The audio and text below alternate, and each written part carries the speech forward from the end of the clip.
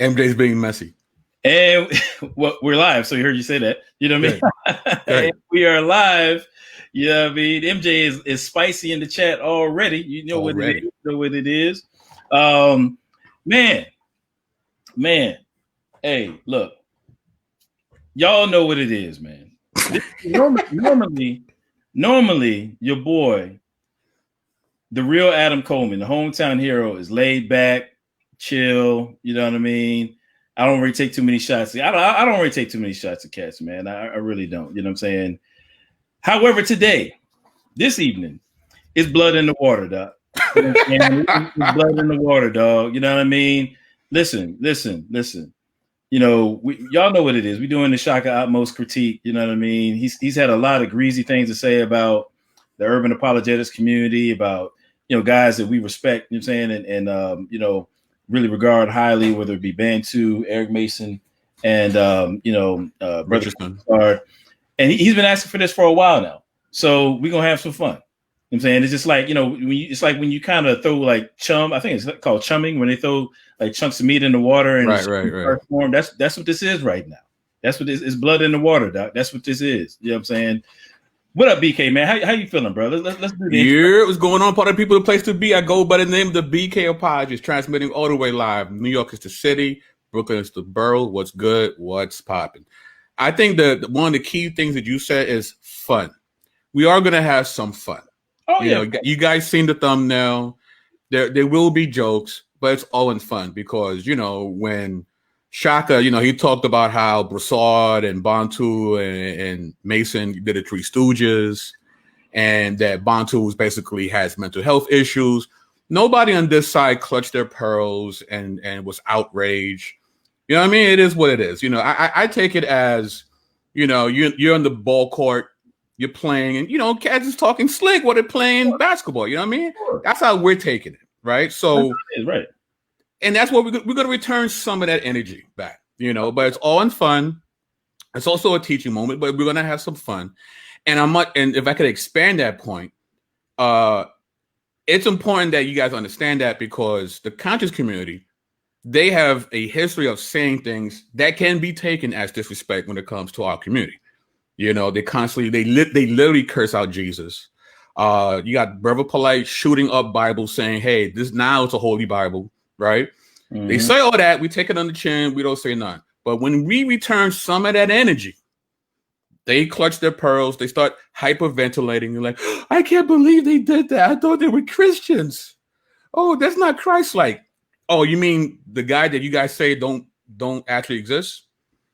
You know, which is funny because when we start to press back, all of a sudden they want us to actually behave like the mythical character Jesus. You know, so.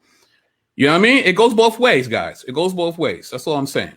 So, as a matter of fact, along those lines, man, I want to play something real quick to kind of get it started. I'm kind of doing this also to. One more thing. But if Shakka does take offense to what we say today, he could hit me on my inbox. We could talk about it. I'll apologize because we're not trying to be malicious. We're not trying to hurt feelings. Absolutely. You know what I mean? But we're going to have some fun. He kind of set the tone for what you're going to see tonight. So it is what it is. Okay.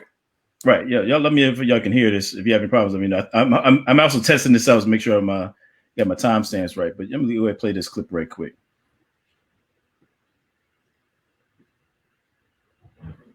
We can't hear it, bro. You can't hear it? Oh, yeah. Actually, yeah, it makes sense. My bad. You gotta click that box before you share it for the audio. Yeah. Let's try this again. That's why I was testing it out. All right, let's try this again. Intelligent is that when they get confronted by people who are right, and that's what these ecclesiastical formulaic equations are. This is what I'm talking about. You are dealing with brain technology. Oh my goodness. Excuse me, y'all, technical difficulties. But it's funny because I just playing that clip. I want to go in on that already. I'm ready to roll, dog. But let me just play this and then we'll get started. Goodness. Yeah, do your thing, bro. This dude, man. This dude here, yo. All right, this is gonna set the tone right here for where we're trying to go right here. All right, here we go. Check this out. Check this out. This statement. Could you hear that just now? I heard. All right, cool. Let me turn the volume all the way up. Okay, here we go. in theology, a degree in divinity, so you know better about the brain than someone with a PhD in neuroscience. Okay. And how the brain processes information. You see, the problem with people who are superficially intelligent is that when they get confronted by people who are actually intelligent, they're like the king with no clothes on. They're naked. They're standing there butt naked in their ignorance. And they don't know what to do with themselves. And I can guarantee you that many of them watching this right now are losing it. All right. So I want to start out with a point of agreement. I agree with everything he just said. The problem is when you have people who are superficially intelligent, they run up on people who are actually intelligent, you know what I'm saying, and know what they're talking about, then they end up looking like the king with no clothes on. That perfectly describes how you will view Shakka Ahmose after we get finished with these two critiques right here. I'm saying you will understand that this gentleman, Shakka Ahmose, is this individual, I'm saying, who is superficially intelligent. Now, I'm not making a statement about him in terms of to be demeaning or whatever. I'm gonna clarify. I'm gonna narrow that down a bit just for the sake of being specific and cordial with respect to the issues that he's raised here in his video. You know what I'm saying? It's clear that this man doesn't know what he's talking about. And so in that regard, I just want to at least start out with that point of agreement. You know what I'm saying? I agree with his description of people who are superficially intelligent. So, with that being said, we're going to go ahead and move forward. All right. So I can share my screen? Yeah. All right, cool. All right. So, we're going to start with this. All right. Let me see. Can you guys? All right, great. So rhetoric is the art of making good arguments. More broadly, it refers to effective communication in both speaking and writing. Rhetoric is mainly about persuasion, but it also covers techniques for making your work more beautiful. You can find this definition in literaryterms.net.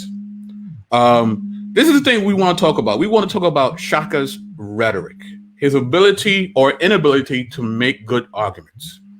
Is he able to persuade you with his argumentation in this video? That's the thing we want everyone to focus on. I'm sorry, man. You have like a phone going off or something like that? Yeah, my bad. Oh, okay. Is that Shakka blowing up your phone trying to get us to stop? You know what that was? Yeah, he's like, don't do it to me, son. No.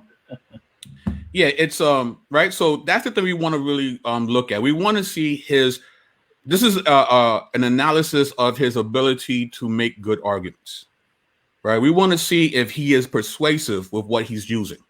Right. So with that being said, the overall arching thing of his series that he's about to do on our community, his premise of this series is untenable.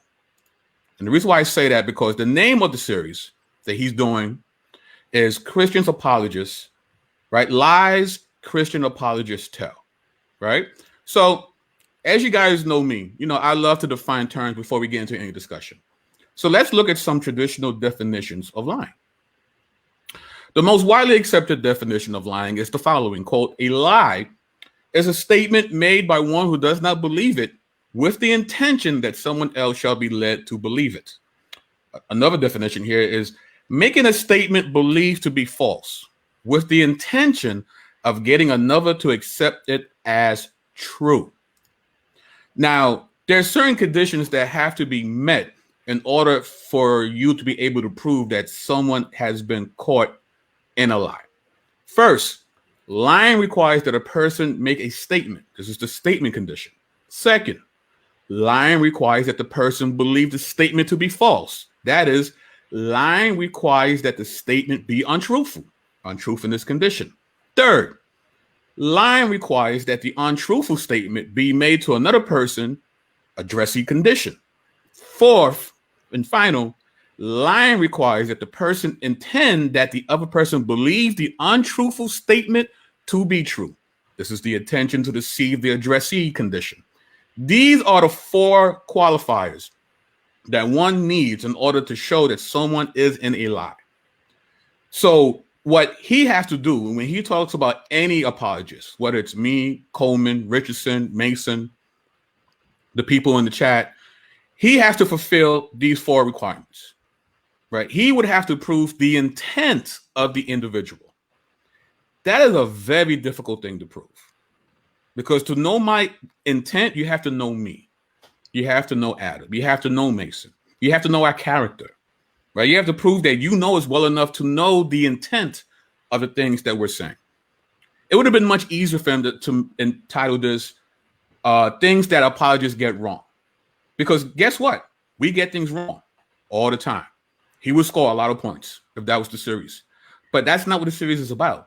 He's not saying that we're incorrect or that we're wrong. He's saying that we are intendedly saying untruthful things and trying to persuade people to believe this untruthful things that we say that we already know is untrue, persuading you so that you would think it's true. This is what he has to prove in this series. So you always want to keep this in the back of your head as he continues making these episodes. Adam, you want to share anything before we continue? Oh, of course, yeah. So and one thing that me and BK always do is we always want to steel man somebody else's argument, right? So first of all, BK is absolutely correct that if you're gonna make the accusation that folks are lying or telling lies, right, then you've got to you got to step up to the plate and prove that. You got to demonstrate that, right? And we've laid out how we're going to characterize lying. With that being said, let's say that if we wanted to even set a super low bar, let's say we wanted to set a super low bar and just say that by lies he means false statements. I'm saying let's just say that let's say this if you want, because that's actually that wouldn't even be lying. Let's say that we want to say that he believes that we're regurgitating lies that were told to us or something like that. As in like the authors of the Bible were liars or something like that, and we're regurgitating the lies that they told. Okay, so then this criteria that BK laid out, Shakka would have to demonstrate that the authors of the Bible, you know what I'm saying, or whoever the folks are from which these, the biblical worldview derives, if he wants to put it that way, he would have to demonstrate that those people meet the criteria of having lied, right? So either he's got the onus is on him to demonstrate that either we're liars, right, and have told lies, or that those from which we derive our information were liars, whether it be doctrinally or whatever else. That's a pretty high bar. That's what he's got to demonstrate, right? And as we'll see here, I'm gonna let you do your thing, but as we see here, he doesn't come anywhere close. He didn't come anywhere close. Right. All right. So with that, if you could go to the first timestamp, which is the first timestamp, the 2:33. Yep, already there, my brother. Cool. Let's go. All right. Where does it stop at? Let me just make sure. I'm not. I didn't put the end. I'll tell you to stop. Okay. Cool. All right. Cool. Versus the Christian community. Now, if you watch the first episode of Shakka's Here, you already know that in and of itself is an inappropriate bill. Actually, you know what? Can you rewind it just a little bit? Yeah. Rewind it just a little. You're touching on that versus thing, right? Yeah. Okay, let's start here. Last winter, in the winter of 2019, early winter 2019, and the debate was kind of being billed as the Kemetic community versus the Christian community. Now, if you watch the first episode of Shakka's Here, you already know that in and of itself is an inappropriate bill, because historically speaking, it's never been the Kemetic community versus the Christian community. It's actually always been the obverse. It's always been the Christian community versus the Kemetic community. Okay, that's where the antagonism comes from. Okay, he's up there. Direction. All right. So if I could share my screen. Actually, I'm gonna let him finish that statement right there. If you're cool. Yeah. All right, cool. That last line there. Go ahead. Of the antagonism, its source and its object. Okay, so we just wanted to make that clear. However, okay, all right, cool. He's saying the direction of the animosity is from the Christian community to the community. He said historically that's what it's been. All right. So the quote that we just heard is, "It's never been the conscious community versus the Christian community. It's actually always been the reverse. It's always been Christian community versus the Kemetic community." Okay, that's where the antagonism comes from. Well, if you just do a quick search on YouTube, you will see that is definitely not the case. Like, for instance, we have Kemetic science. Jesus ain't real. Now what else you got? You got, is Christianity a copy of ancient Egyptian Kemetic religion? Biblical Christianity taken from Kemet. the mother of Christianity. Christianity stolen from Africa's kemet, ancient teachings. Brother Polite exposes the plagiarized Bible. No funerals. Polite literally shoots the Bible, and he does. Brother Polite says Jesus is the biggest fraud in the black community. Then, of course, we have Young Pharaoh. Christianity and the Bible exposed. Christianity is a lie, and the black woman is God. Jesus Christ, he a homosexual. Great grammar there. The Bible makes you crazy, right? Now, I can't put this on Shakka because he might not be aware of these videos that are circulating on YouTube, right? But actually, I'll get to that in a minute. There's others as well. He has General Seti and Young Pharaoh, Christianity Exposed, Part 1. Crazy founders of Christian denominations. Who's your daddy? Reason. Seti owns the Bible, TKO. Jesus Myth, right? Also by Sarah Soon Seti. Now, I can understand him not knowing about these other videos, but I can't let him off the hook about the videos that he has done himself. Okay? So you got Shakka Ahmose and the Black Church. Why do all Hebrew Israelites and Muslims fear Shakka Ahmose? African-American illusions about the Bible. Shakka Ahmose, homo gender relations in the Bible. Shakka Ahmose, Yahweh stolen from Egypt. Born again pyramid text before the Bible. Shakka Ahmose. So he himself has been antagonizing the Bible and the believers thereof for look at so many years. There's one here 5 years ago. The other is a year ago each. So who's antagonizing whom? He's got a strong track record of antagonism out this day, man. That's what it looks like to me. That's what it looks like to me. You wanna add into that? Yeah, actually, I do. So, and now, mind you, let me say this. Another reason why we do these lives, like, you know, for anybody who watched our series where we broke down the Bantu Jabari debate, where we did a breakdown of that. You know that we're not just making points to be making points. Like for us, like this really is intended to be a service for believers out there. You know, I mean, this is about apologetics. We want to equip the saints to be able to defend the biblical worldview. Okay. And so sometimes, we want to make sure that we're illustrating tactics and techniques that folks you're dealing with may employ so that you'll be aware of it and know how to respond. Okay. So, this would be one of those times. Let me, share this right here. Yeah, do your thing. All right. Peace to everybody in the chat. Yeah, the chat is live right now. We got Q in the building. We got D New in the building. Matt Jackson spicing it up. My man Jake Brown. All right. Let me share my screen here. Let me see. Can y'all see that? I'm debating on whether I'm Can you make it a little bigger? Yeah, I could. I was debating on whether I should put it in a slide. Yeah, I'll go ahead and do that real quick. Give me 1 second. All right. Cool. All right, that's good. Okay. Yeah, that's good. Now I got to figure out how to get to back to the. Okay, here we go. Back to the screen here. Okay, so we can't see the slide, bro. Oh, no, we can't. Okay, good. Yeah, okay. I had to switch over. Yeah. All right. So one thing you want to watch out for. You know what I'm saying? I've seen other folks. Shaka's not the only one. This is for whatever reason, I'm not sure why, but this tends to be common, in the conscious community circle. I've seen Brother Polite do it and other people where they're overemphasize trivialities. You know what I'm saying? And by triviality, I mean something that really isn't significant, right?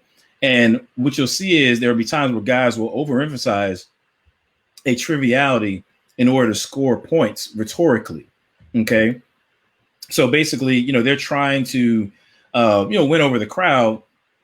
And so sometimes they'll correct somebody on something that's really meaningless. Like maybe if somebody mispronounces a word or something like that, or maybe there's something that's a misspelling somewhere, they'll make a whole rant out of it and overemphasize it. Not because the point itself is significant, but more so is that they can turn it into something that's rhetorically significant. By rhetorically, I mean it's, basically score style points with the crowd. Okay. Now, this is one of those instances where you just saw Shaka talking about, well, it's never been, the whole kemet versus Christianity, or the Kemetic community versus Christianity or whatever. That's not an appropriate way to build the debate because it's always been the other way around. According to him, it should be Christianity versus kemet. Now, here's the thing. If you understand how the word versus is used, okay, look at the definition. Versus is used to indicate to people, teams, etc., that are fighting or competing against each other or that are opposed to each other in a legal case, right? There's another definition here. Used to indicate two different things, choices, etc., that are being compared or considered, okay? These are, there's a bunch of different ways that somebody can use the term versus, okay? Now, these definitions describe at least two of them, all right? Now, the term versus, once you like say you put those two, VS, and then your period. I mean, it's not like a directional kind of a thing. That's just not how that works. Like if I say right now, the Los Angeles Lakers are in the finals versus the Miami Heat, I don't mean that the aggressors in this situation are the Los Angeles Lakers, right? And that somehow the Miami Heat are trying to defend themselves. No, what I mean by that is there are two competing entities that are going one with another. I could just as easily say that Miami Heat are in the finals, NBA finals, versus the Los Angeles Lakers. And I haven't done any injustice in terms of any wording there, because the right way to understand how versus is being used is they can go either way. It's not, that term versus is not necessarily directional. All right. So he wants to kind of score points about, oh, well, historically it's always been this, has always been that. When really versus, there's no good reason to think that it has to be that way. It can go, it's not directional. Number two, you see in that second definition, it talks about how it's two different things that are being compared or considered. Okay, now let me go to my next slide right quick. All right. Now, can y'all see that? Yeah. All right, it's gonna turn off for a second while I switch over. All right. Okay, so this is the layout of the debate that happened last year. Okay, there were three main topics. Now, remember our two definitions. We're talking about two, entities or teams or people or whatever that are going against each other. It's not directional. Now, when you think about the questions that were laid before Bantu and Jabari, number one, is Christianity the white man's religion? Number two, was Jesus a copy of Kemet? Number three, who has a solution for Black America? Okay, now again, think about those two definitions I just mentioned in terms of verses. The first two questions are basically aligned with that first definition of verses that we saw. We got two different entities contending with one another. Now, in this instance, we have Brother Jabari representing the Kemetic community, and we have Vince Bantu representing the Christian community. And by representing, when you think about it, it's just like if I were chosen to be on the Olympic swim team or something like that. Now I can't swim all that well, so that'll never happen. But let's just say that I was. Let's say I was on the Olympic swim team, and I'm representing America. So you could rightly say that it's America versus Japan, Ireland, whoever else is in the competition. It doesn't, but to say that America is versus these other nations is obviously not to say that every individual in America is, participating in this event. Is that I'm representative of my nation in that instance. So likewise, when we think of Christianity versus Kemet, in terms of the debate last year, you had these representatives of these communities representing the perspectives and so on and so forth that, would be indicative of these different communities, or that would coincide with these different communities. So in the first two, questions, you're dealing with representatives of each worldview clashing. That coincides with the definition of verses that we just saw. And then the third one, who has a solution for Black America?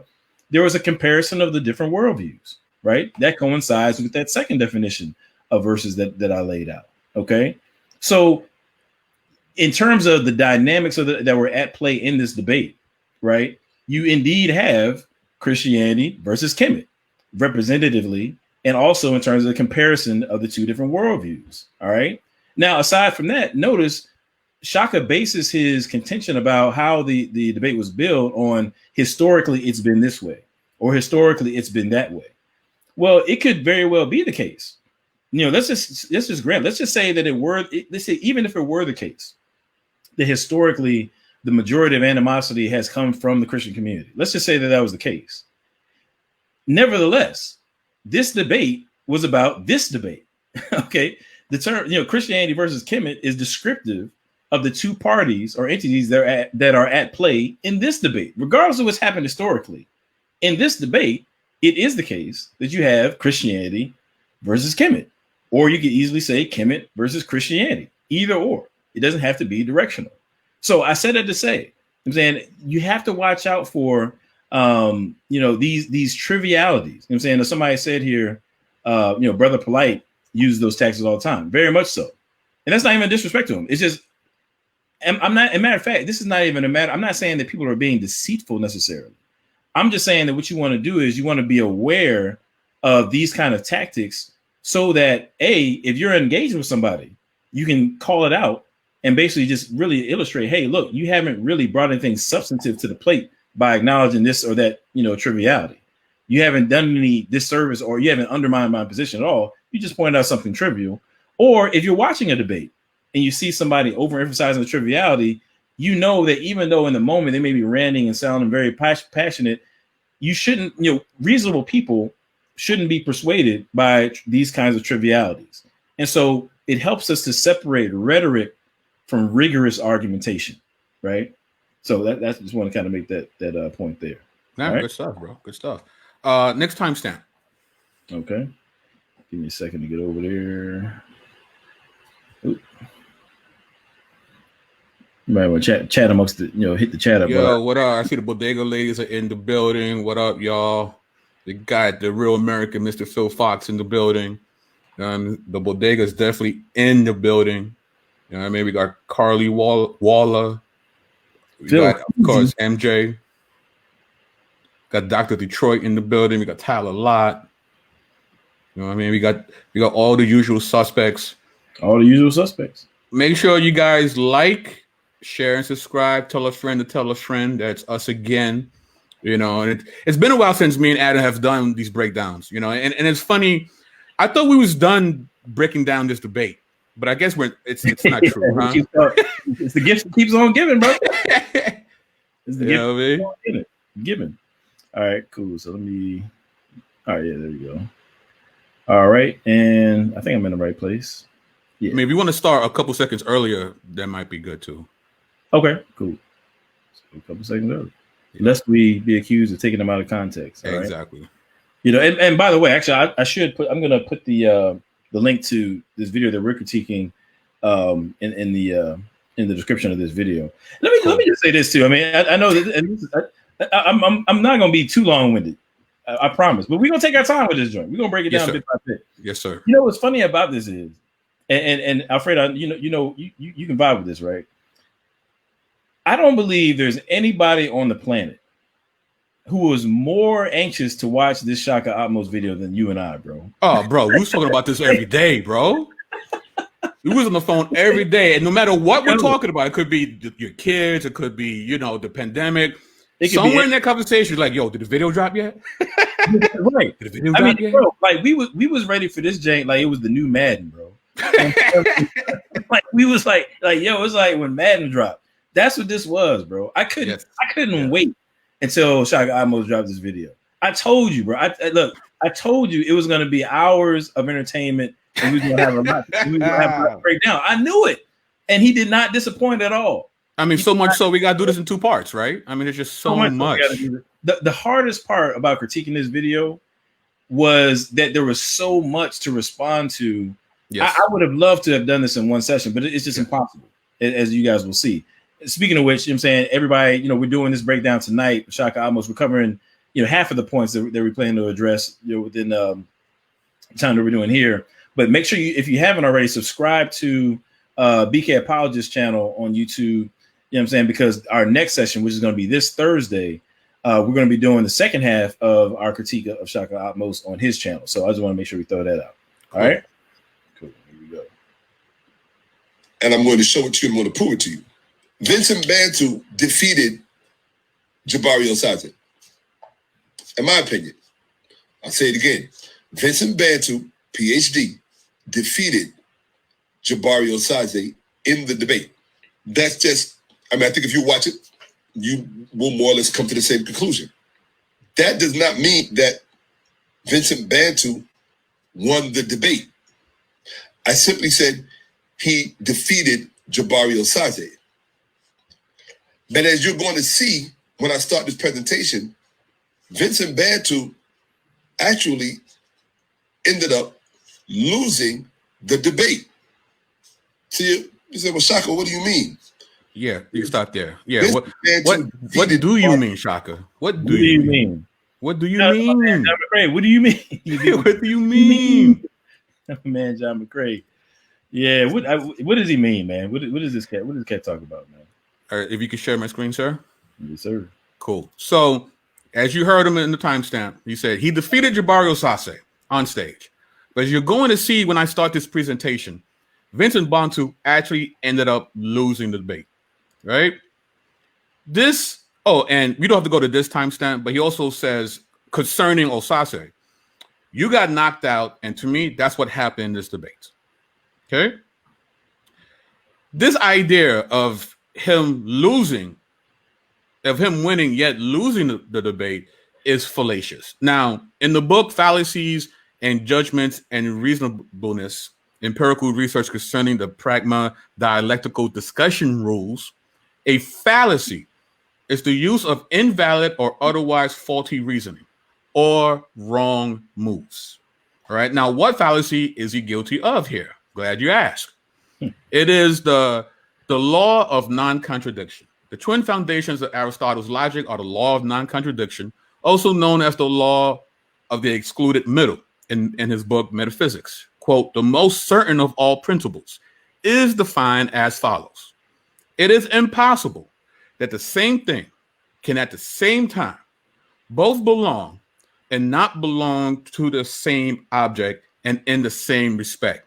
And in all other specifications that might be made, let them be added to meet local objections. One cannot win the debate and at the same time lose the debate. Now, he says that because he wants to come off as if he's being brilliant, and he's going to show you how he can unpack that. You cannot unpack bad reasoning. It's a flaw. It's flawed thinking. You know, something can't be A and not A at the same time. Completely illogical. Okay, so remember early on in this video we talked about rhetoric, his ability to persuade. When you are guilty of being fallacious, that short circuits your ability to persuade people to your point, because you can't even get to your point because your lead up to your point is malformed. It's not formed correctly. It can't carry you to where you want to go to explain yourself because you're stuck in this malfunction of logic. Adam?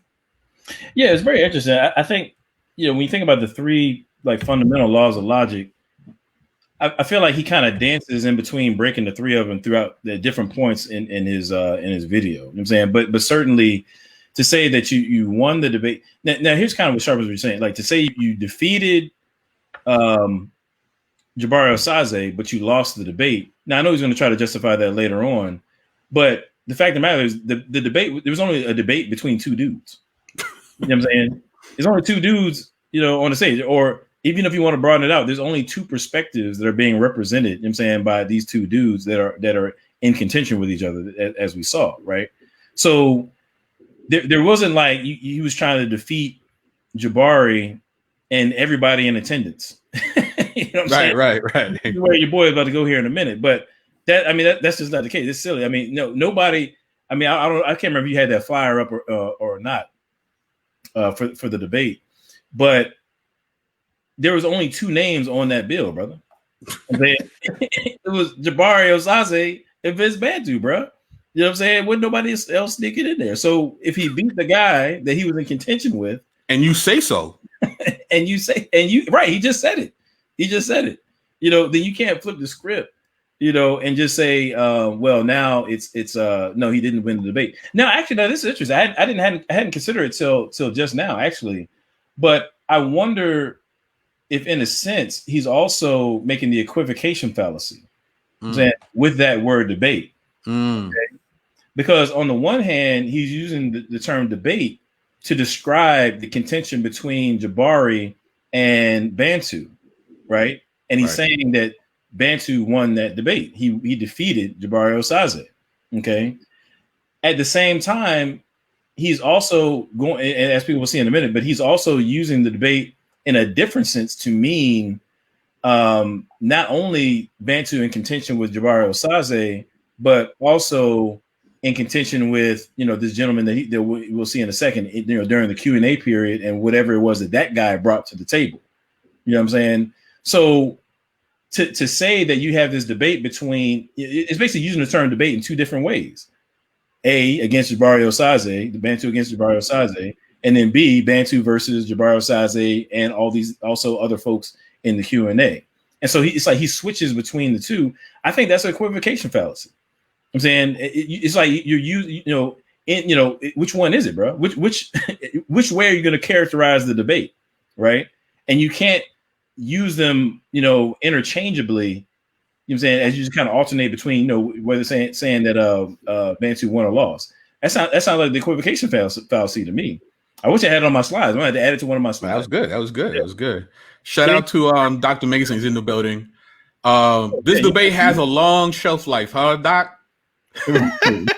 Long shelf life, bro. Right. Crazy. Actually, next month makes a year, right? Yeah, October makes a year of the debate, and we're still dealing with it. People can't handle it, you know. You know what it's like? It's like bronchitis. I feel like this debate it just lingers. Yeah, exactly. It's like bronchitis for the conscious community. You know what I'm saying? Because the debate happened, like you said, a year ago, and there's been like this backlash or ripple effect within the conscious community ever since then. You know what I'm saying? First they was trashing Jabari, and then it was beef between Jabari and Garfield and Ankh, and you know, it was like all these dramatics, you know what I'm saying? They kind of, you know, was fallout from the debate. It's like, and now here you have Shakka weighing in, you know, how, you know, putting his 2 cents or whatever. I mean, it's the gift that keeps on giving, man. It's a gift. Yeah, pretty much. I plan on doing a show, like kind of a 1 year anniversary. And matter of fact, I'm gonna reach out to Mason and you and Broussard. Matter of fact, reach out to you guys, see if we can. Oh yeah, we gotta do it. We gotta chop it up, man. Yeah, that'd be dope. Do kind of a year in review, you know, anniversary joint. That'd be dope. Yes, sir. All right, so let's get to the next timestamp. Okay, cool. We're moving along, man. We're moving along. I like this. It's surprising. This is new for us. Yeah, it's good. Yeah, Shawnee. It took a while. You already know. I couldn't watch it in one sitting. It was just so long. It took him a while to get to his points. You know what I mean? So. It's about like maybe I want to say like the first. I feel like close to an hour. You know, it took me a while, bro. I couldn't do it in one sitting. It was rough. Nah, man, it was rough. It was hard to sit down and listen to. You know what I mean? I don't know. I mean, I can be long-winded too, so I guess I need to kind of be, you know, I don't want to be too hard on the brother. Well, you're long-winded while you're addressing your point. He's long-winded before he even gets to his point. Right. Big difference. Right. All right, here we go. All right. Priest. So that's his most pronounced connection to ancient Kemetic culture. Okay. You know what? Actually, I want to stop this because, you know, we've got a pretty good track record of not just critiquing, but also, you know, trying to find points of agreement. Right before this segment we're about to play, he talked about how there are, depending on who you're dealing with, different people have different things that draw them to Kemeticism. And I actually kind of appreciate that. I appreciate that breakdown. I felt that was very interesting, where he talked about there are some people who are attracted to Kemet from maybe an intellectual or scholarly standpoint. There are some people who are attracted to it from a spiritual standpoint. And, you know, he would associate, I guess, at least somewhat, well, certainly in this debate, he would associate Jabari with that. And then he said that something, I want to say, I think he used the word aesthetic. There are some people that are attracted to the Kemeticism due to just the aesthetic of it. You know what I'm saying? I think that's a very interesting point. I mean, I think that it's something that we need to take into account. We don't want to treat everybody, just assume that they're all the same just because they're rocking with Kemet. You know, it isn't. They're not monolithic at all. Absolutely. They're not monolithic. And so I thought that was a very interesting point that he made. Absolutely. All right, here we go. And he also mentioned the fact that he recently got his Masters of Divinity.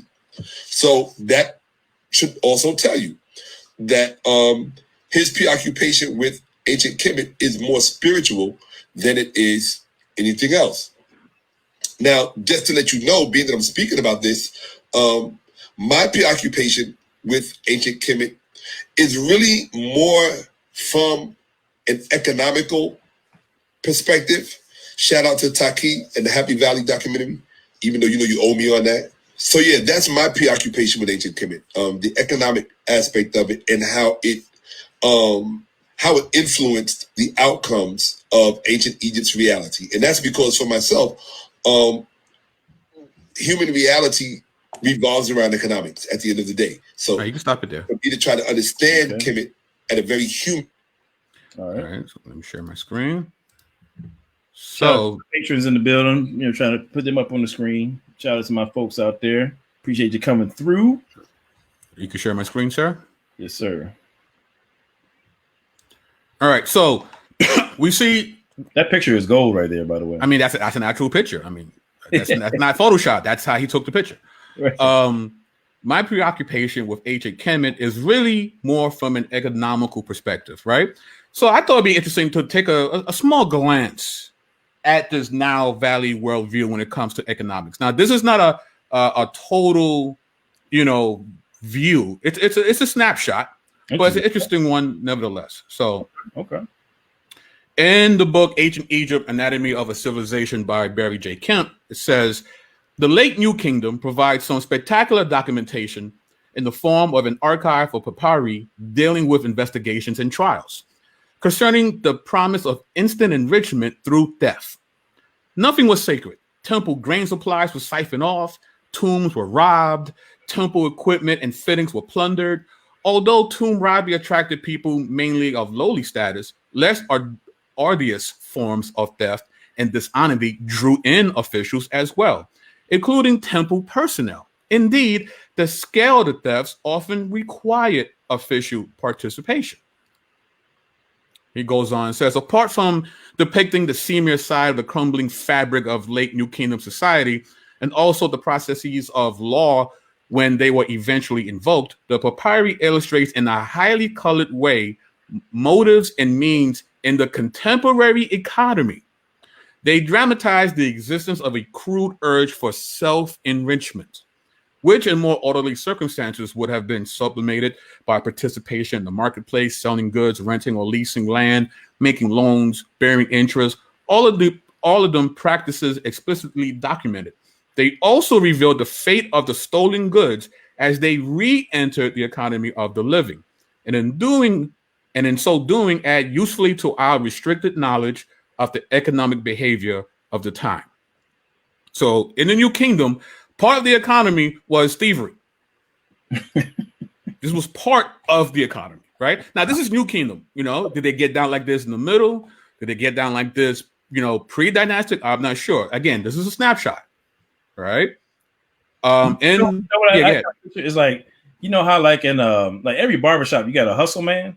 Yes. Like imagine a whole nation of just like a hustle man. You know what I mean? Like that's kind of like DVDs, the bootleg DVDs. Yeah, exactly. They show you got the guy, the guy that show up to the barbershop, they got like a case full of like meats or something like that, or fish or whatever that he just bought from fake Rolex, the Nolexes, the fake Rolexes. Right. That's right. what we're dealing with right here. You know what I'm saying? Catch the show. I don't know what the Egyptian equivalent would be to the barbershop. You know what I'm saying? But I guess they was coming in that jank with the temple goods and stuff like that. Yay. I got that sarcophagus, son. That sarcophagus was good. Where you get it from? Don't ask no questions, son. I got it at a good price. What's up? This Book of the Dead, homie. You got this new jank? You got the new Book of the Dead, homie? Like, this got that extra spell that no one else got, son. 2 for 5 on the spells, baby. Let's throw the garbage down the block. I got the goods. I got you. Anyway. In the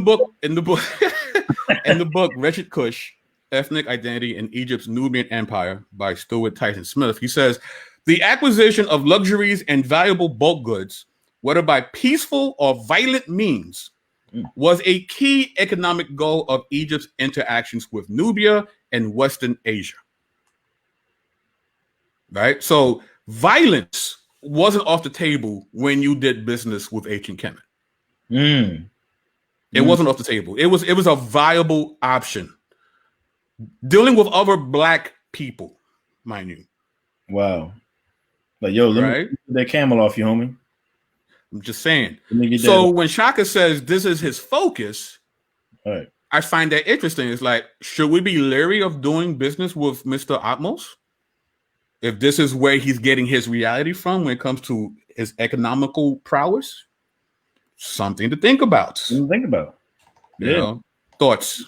If he offers to debate you and he wants you to sign that dotted line for debate, don't do it, homie.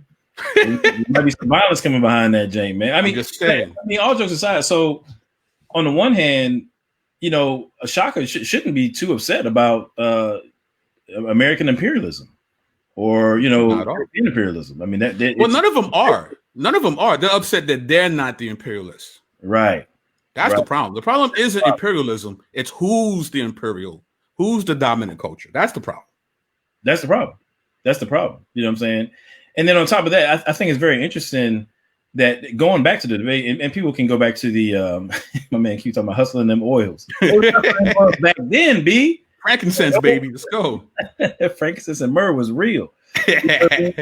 But seriously, so you know, when you think about back to the debate, right? You know, with Jabari, and I mean, Shakka himself said, you know, that a lot, and he was joking himself. It was like a lot of time, different points of the debate, Jabari would say something to the effect of, you know, they desecrated our temples. Like, you got to explain this, you know, so on and so forth. But obviously, and we made this point before. You made this point in our previous videos. I mean, he would have to say the same thing about his own folk, right? I mean, like, you know, basically the desecration of the temples, disfiguring things. I mean, you dealt with the iconoclasm from a spiritual standpoint and kind of what it meant from like a power play type of a deal. But even in, you know, dealing with the economy here, apparently at certain points during the kingdom, I'm talking about, you know, I mean, Egyptian on Egyptian crime wasn't no problem. You know, like, right. Kemet on Kemet. You know, you know, like, what about black on black crime? You know, what about Kemet on Kemet crime? These Christians, the face and stuff. What about Kemet on Kemet, homie? You know what I mean? I'm kind of being funny, but really, you know, Jabari attempted to pin the desecration of these temples on, like, solely on the backs of Christians. I'm saying, or as close to that as he possibly could. When in reality, you know, whether it be a sort of power play against somebody, you're trying to, you know, snuff them out of the afterlife or whatever, or in this case, you know, dealing with it from an economic standpoint. Obviously, you know, desecration of the temples was something that was in-house problem. That was an in-house problem as well. Yes, so I think it's kind of interesting, you know. Yes, sir. All right, let's keep it moving. Let's get to the next joint. Man, I can't believe it, man. We actually moving along pretty good. We're flying. For us, we're flying. For us, right. Let's see, where we at? Where was that? 29. All right. Okay. This is amazing. It must be because it's 2020, man. Maybe that's what it was, man. Man, I don't know. Put some pep in our step. I don't know. Yeah, maybe, man. Shout out Isaiah Braxton. We got my man Rome in the building. What up, baby? What up? Cats is up in here, man. I'm loving the energy in the chat. Oh, my man Apologist in Detroit. Yeah, in the building. Chris Samuel in the building. That's what's good. I didn't see him in there. Okay, cool. All right, cool. All right, here we go. You see that? Can you see that? Yes, sir. All right, here we go. On this thing, he's making his contribution, and to me, that's what matters at the end of the day. He's doing a hell of a lot more than a lot of other people in the Kemetic community are even trying. So I just have to, you know, give him that. When it comes to this debate, though, it was a big flop. Okay, now here's the problem I have with Bantu in his presentation. Bantu was all over the place, desperate in his attempt to make it appear as if Christianity was indeed African, which he failed to do. But he covered up that failure with such a mess of data that even the Christians present would have found it challenging to process what he was saying. But he wasn't selling the what, he was selling the how. What he was saying would make you feel if you were indeed a black Christian seeking to resolve your race to your religion. In the end, to an unlearned mind, he would have come off as relatively convincing, certainly in contradistinction to Jabari. All right, you can stop it here. I don't think that Jabari. All right, cool. Shout out to Dustin Amundsen. Appreciate the encouragement, brother. Appreciate it. Right.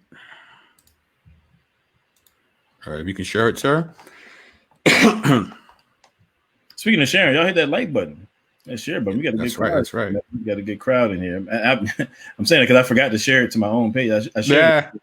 That's terrible. I share it to my actual page. So I'm gonna do that while you're doing your thing. Cool. So as we saw him just say just now in this particular timestamp, he says, now here's the problem I have at Bantu in his presentation. Bantu was all over the place, desperate in his attempt to make it appear as if Christianity was indeed African, which he failed to do. But he covered up that failure with such a mess of data that even the Christians present would have found it challenging to process what he was saying. Right? And what he was saying would make you feel if you are indeed a Black Christian seeking to resolve your race to your religion. Now, remember in the beginning of the video, when we talked about the 4 conditions that one must have in order to show that someone has indeed lied. The first condition, right? Lying requires that a person makes a statement. Here's my question. Where in the debate did Dr. Bantu ever say that Christianity had its origin in Africa? When did he make that statement? And let me expand that statement, that this question.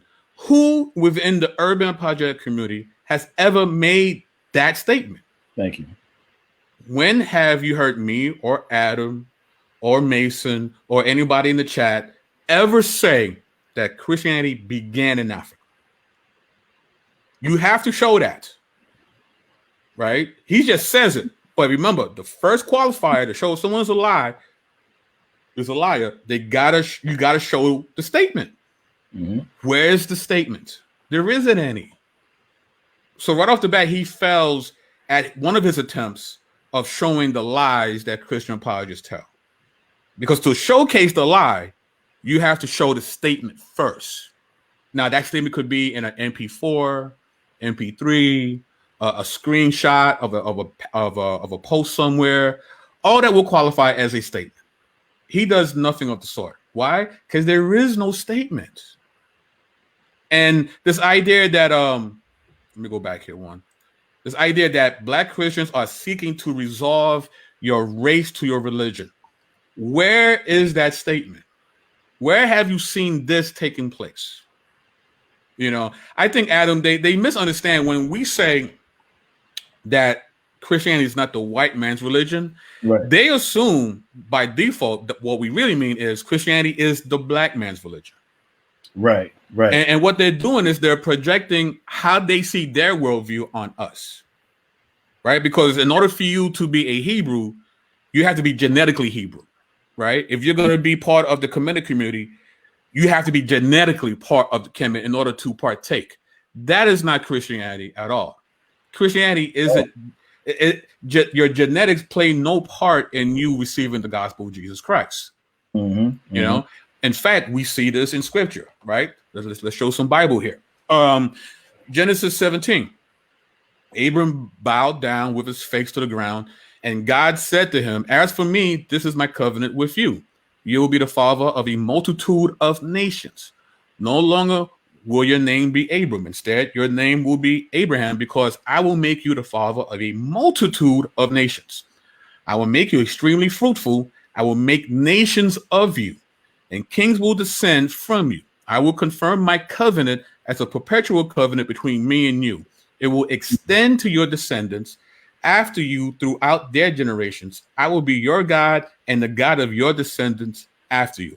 This is a royal grant, a unilateral covenant that Yahweh makes with Abram, that from Abram, he's going to have many nations, and that these nations will be under the guidance and covenant of Yahweh.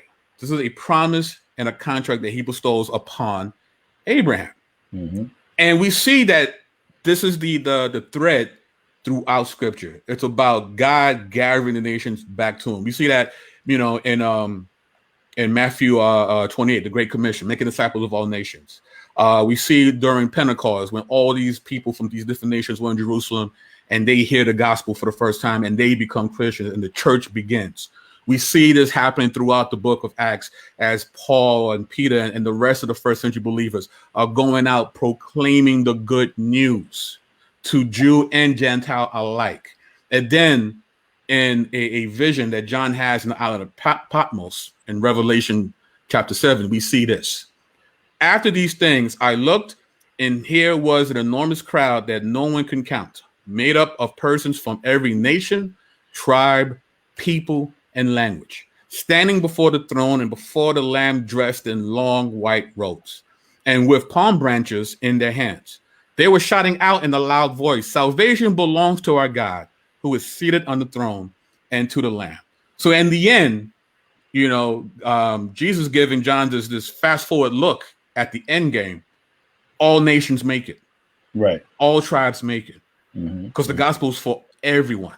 Now, does Bantu agree with this kind of scriptures? Let me just break in right quick and say, you know what I'm saying? Because I want to say that, Shaka's not alone in the mistake that he's making here, because I see so many, I would say probably, I think it's fair to say that the vast majority of Hebrew Israelites that I've come in contact or am aware of make this same mistake, the same mistake in terms of kind of short arming the gospel in terms of his reach, right?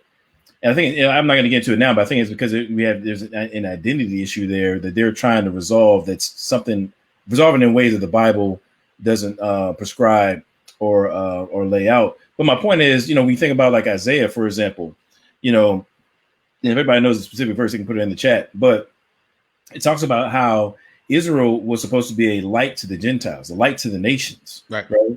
It was literally part of the commission of Israel to be a light to the nations, such that now that we can, looking back through the New Testament, we can see how God was, planning to graft, in the Gentiles through Christ. You know what I'm saying? Right. And so that was the role that Israel was supposed to play. Now, I said that to say that if you hold the view like this anti-Gentile, only Israel can be saved kind of a view, if that's the view that you're holding, then you literally are undermining one of the most beautiful aspects of God's intended mandate for Israel. I'm saying that God-given mandate for Israel to be a light to the nations, you're undermining that. You see what I'm saying? That's the reality of it. And I don't think that Hebrew Israelites really understand that how much of a disservice they're doing to Israel and the purpose that God has for Israel by imbibing this anti-Gentile, whatever, doctrine.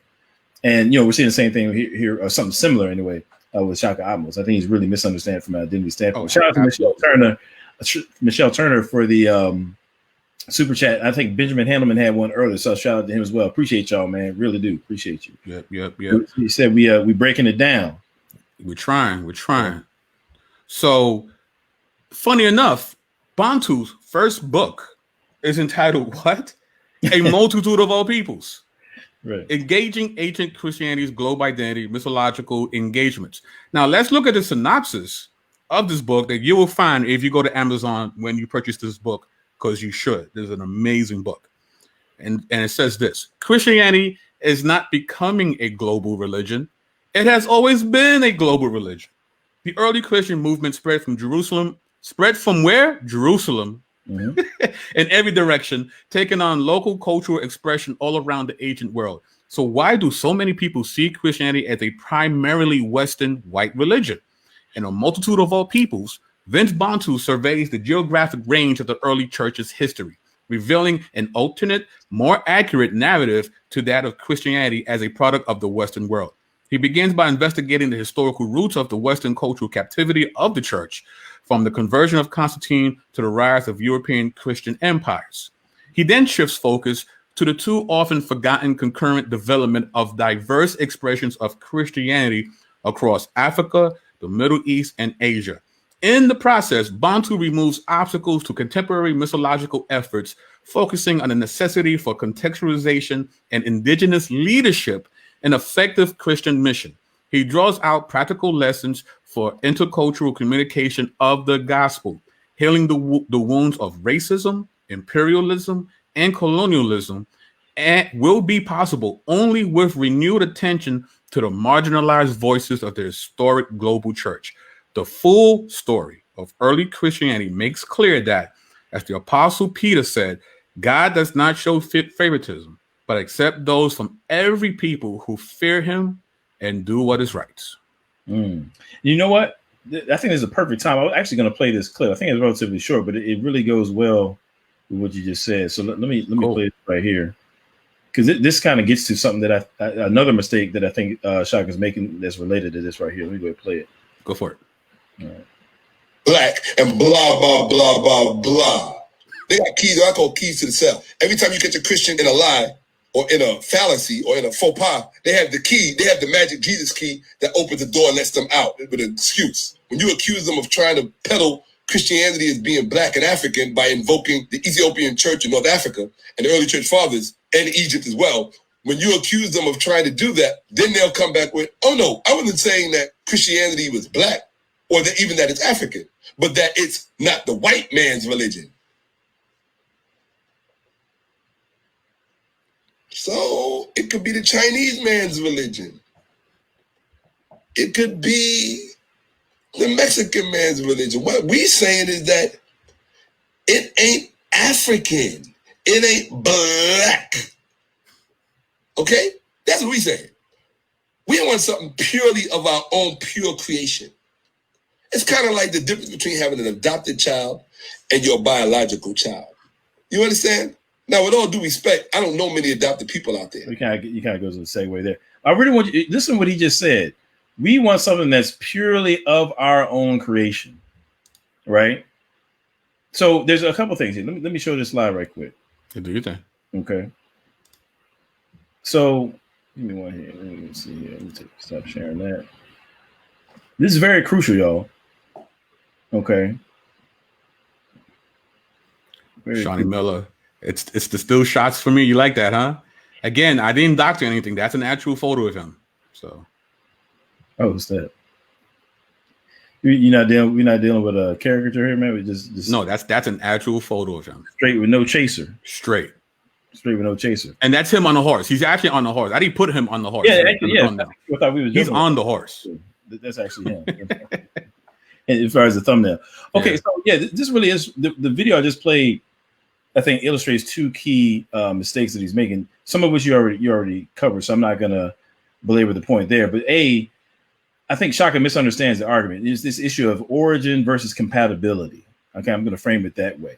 Nice. We are not saying that somehow Christianity, you know what I'm saying, I'm even gonna be careful with that, but because there's a couple different directions I can go there. But for the sake of, in terms of engaging what he's saying, we're not gonna say that Christianity like originated in Africa or something like that. You know, that's not our argument. Our argument is not that it is the black man's religion, as in we have some sort of control or hegemony or it's exclusive to us or anything like that, right? That's not what we're saying. What we are saying is that all these claims about Christianity being the white man's religion and everything that goes along with that creates a mistaken impression that somehow one's African ethnicity and heritage is incompatible with Christianity.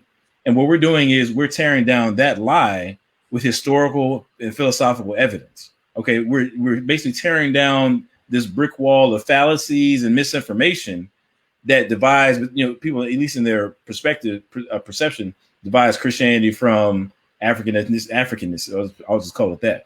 We're saying that Christianity is not incompatible, you know what I'm saying, with African heritage and ethnicity. That's number one. Number two, which is I think is even more important, actually, in terms of what we are claiming and how we do characterize Christianity, is that Christianity is transcendent. It's culturally, ethnically transcendent. Okay, no people group owns it, right? As you heard Shakka Ahmose say, he said they want something of their own pure creation. All right. What we're saying is that Christianity is something more than that. I'm saying we're not offering you something that's just your own creation. We're offering you something that comes from God himself, that's transcendent, right? That's the issue. If you want a man-centered, put you in the forefront and it's all about you type of worldview, I can't help you with that. I'm saying if you want a worldview that puts God in his proper place as being the object of attention and worship and so forth, and thus by coming under that, you're able to find your proper way to evaluate yourself and understand your true value. If that's what you want, if you want a view of yourself that's in line with reality as it actually is, that's what we're giving you in Christianity. I'm saying we're giving you something that's transcendent culturally, ethnically. It transcends, mankind in general. Right now, let me give you an example. Okay. I think a lot of the confusion is that when people talk about religion, spirituality, whatever. Okay. I think they tend to look at it as there's a sort of relativism that people see it. It's like, okay, it's almost like, well, what's good for you is what's good for that ethnicity or culture. That's good for them. This culture, this ethnicity, they do something over there that's different. Matter of fact, I'll use music as an example. Okay. Just broadly speaking, right? You got like your death metal, you know what I'm saying? Let's just characteristically, we'll just say, the white folks get down with that. And then you got, neo soul. It's kind of, like black people, right. or hip hop or something like that. Right. That's how people are conceiving of like these religions and spiritualities. It's like these different, what's the word I'm looking for? Not appendage, but accessories. It's like they're cultural accessories, if you will, like a purse or a necklace or something like that. Somebody's religion is an accessory to this or that culture, right? Like if I want to look black, I wear dashiki, or if I want to be Hispanic, I wear guayabera. Right. So I need a worldview that accompanies my wardrobe. Exactly. Right. Exactly. So what we're saying is Christianity is something far more fundamental than that, right? It's not like rap music or rock music or whatever. It's like sound itself. You see what I'm saying? Right. So when people talk about like, Christianity, it was stolen or, whatever, right? It would be like saying it's the brown shoes of worldviews. It goes with everybody. Right. Brown shoes go with everything. There you go. It is kind of like that. You know what I'm saying? But it would be like, let's say, for example, I'll use rock music. Now we understand historically that rock music actually was started by, right. I understand a black man. I think it's Chuck Berry, right? So, and then it was later on stolen by, some white folks. I guess, Elvis or whoever else, you know what I'm saying? So, let's say that they stole that genre of music. I think that's how people conceptualize, Christianity. Like it's been taken by this other culture, right? But really, I'm saying that Christianity is like stealing sound itself. It would be like stealing the note C, like, from a musical standpoint. You know what I'm saying? It would be like stealing sound itself. You can't steal it. Right? That's the difference that we're dealing with here. I'll use another example. Think of like mathematics, right? Mathematics is not culturally submitted. It's not submitted to any particular culture. 2 + 2 is 4. It, no matter where you go in the world, no matter who says it or whatever, it's a fixture of reality itself, right? So when I'm saying that Christianity is true, or if I'm talking about Christianity, I'm not talking about something that's like I like vanilla ice cream, you like chocolate. I'm saying that Jesus Christ rose from the grave, right? God exists. God is a Trinity. Jesus is Lord. I'm saying these things are a fact of the matter. I'm saying they are reality in the same sense that 2 + 2 = 4. That's what we're talking about. Right. And those kinds of truths that we're talking about here are culturally transcended. Okay, regardless of where you come from, you know what I'm saying, it's culturally transcended. I'll give you another math example. As I understand it, if you look at mathematics in ancient Egypt, okay, they did not utilize the number 0 in their form of mathematics. I'm saying I think it was like the Babylonians or something like that. It's base 16, right? I think that math was right. So they didn't use the number 0. Okay, it was some other culture. Now, obviously, I'm sure people in Egypt today use the number 0. You know what I'm saying? But in either case, right, the 0 is a useful number for calculating things. I'm saying regardless of whether Kemet used it or not, right? And once they adopted using it, it didn't become like, it's not like they've done a disservice to their culture by utilizing a mathematical tool to calculate this, that, and the third. You see what I'm saying? In the same way, when it comes to Christianity, you know what I'm saying, I'm talking about like the gospel, right?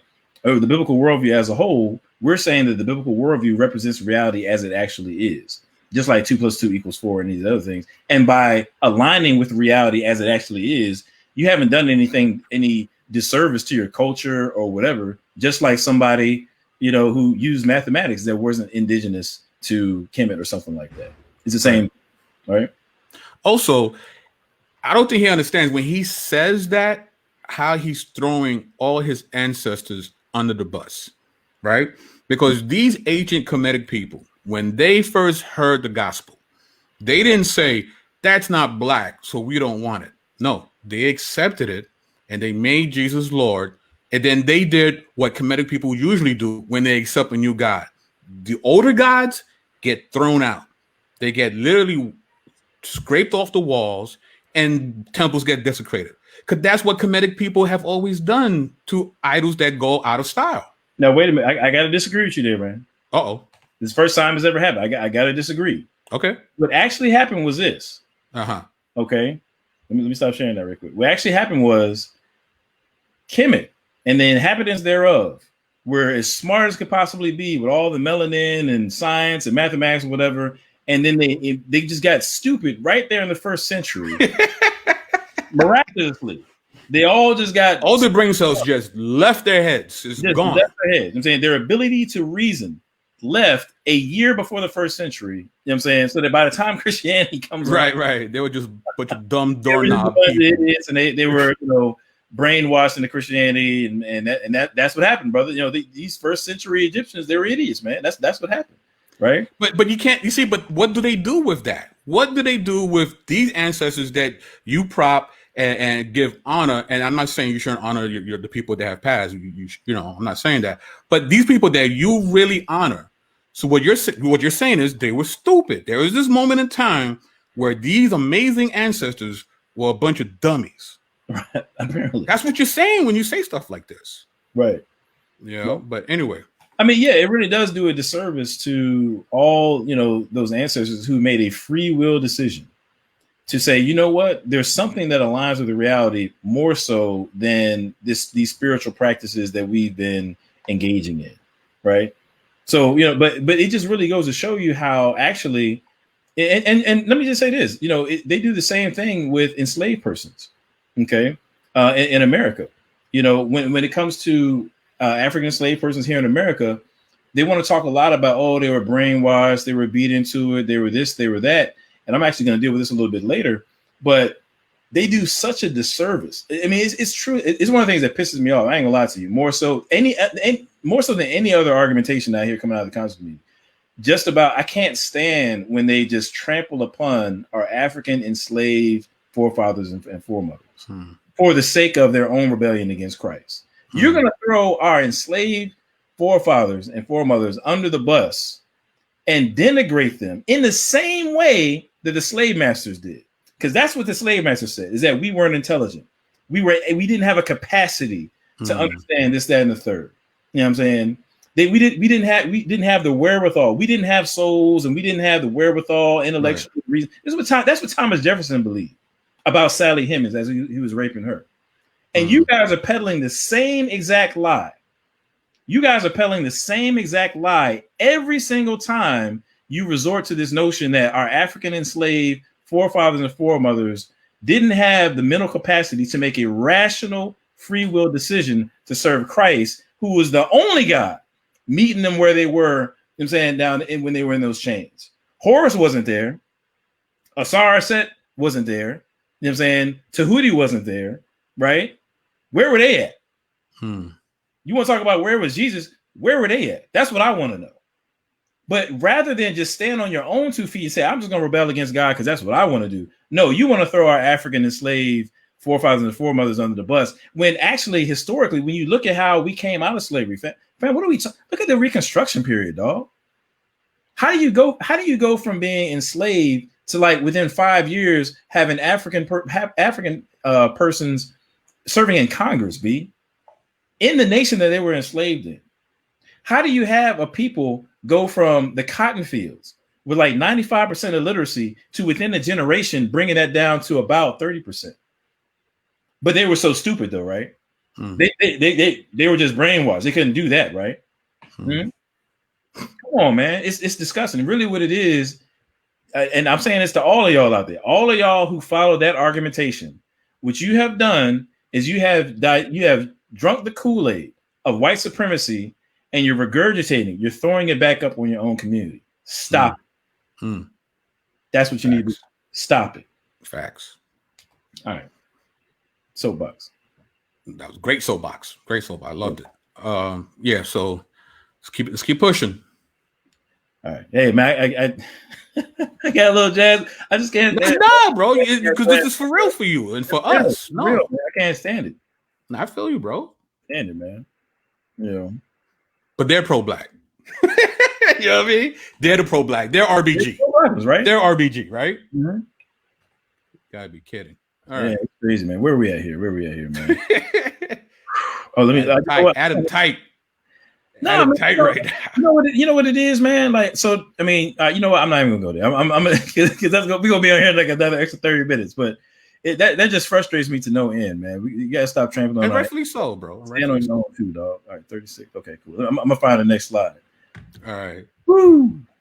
Yeah, Adam's definitely going in, man. He's definitely going in, and I don't think that they're so hot and trying to get us that they're literally shooting their own feet. Right. You know what I mean? They literally shooting like they will throw their ancestors under the bus if they can score a point, unbeknownst to themselves. They don't even know they're doing it. I don't think they even know they're doing it. You know what I mean? I think it was the cat man, that battle rapper who went up against Calico had that iconic verse. Loaded Lux? Loaded Lux, you know what I'm saying? He said in that joint, would you kill the world to save yourself? He threw an N-word in after that, so I'm not gonna say that. Right. You know, would you kill the world, you know what I'm saying, to save yourself? You know what I'm saying? It's kind of like that. So, you know, you're gonna trample under you trample your ancestors underfoot, I'm saying, just so you can, you know, rebel against God. Absolutely. Nah, come on, man. Stand on your own 2 feet, brother. It's crazy. Yeah, so that's where I'm at with it. All right. Oh, yeah, I probably would help if I shared the video, wouldn't it? That would be nice. That would be nice. Yeah, Shawnee, Adam just went off. These are facts. Right. All right. All right, here we go. Can you see that? Yes, sir. Okay, cool. Do you remember when I said Vincent lost the debate? The only thing is that he didn't lose the debate to Jabari. This is something I've never seen before. Now, here's the thing. At the end of the day, you could say, well, the debate was, is Christianity the white man's religion? To me, that was never the debate. That was really more of a distraction with low-hanging fruit that the Christian side felt they could easily pick because of the documentation that they have. And they even do a poor job doing that. You can start there. It's easy to pick apart. Cool. All right. You can start there. So, all right. So we just heard Shakka say, if you can share my screen, sir. All right. Is Christianity the white man's religion? To me, that was never the debate. Listen, let me get Brooklyn real quick.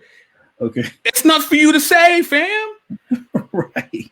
Who are you to say what the debate is? Right. You know when you have a chance to say what the debate is? When you're in the debate. Right. That's when you can say, I want to debate this subject. And then the other person can yay or nay it. You was not in this debate. You don't get to call the shots. You wasn't in the meetings. You didn't make the flyer. You wasn't there. Right. You could have been there. You could have been there. We wanted you in the squared circle. Uh-oh. You fronted. Uh-oh. So don't play, oh, it should never, you don't get to be, you know, in the sideline saying that's not what it should be. It could have been different if you was on that stage, but you didn't want it. Even after the fact. But Damon's like, me and you, let's get in the squared circle. Why that can't happen right now? Why? Figure it out. We could talk behind the scenes. We could make these phone calls that we need to make, and we can get something popping. We can. You already know, fam. You already know what it is. Stop playing. Don't do this. You don't want that smoke, dog. Don't do this. Don't be like, hey, it shouldn't have. Well, then make it what it should be.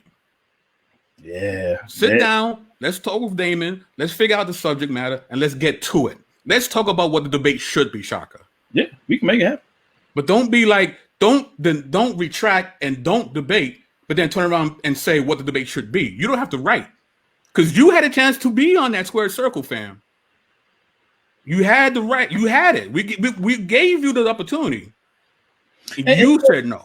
And you know, no one said no over here, fam. No, I mean, nobody here saying no to you.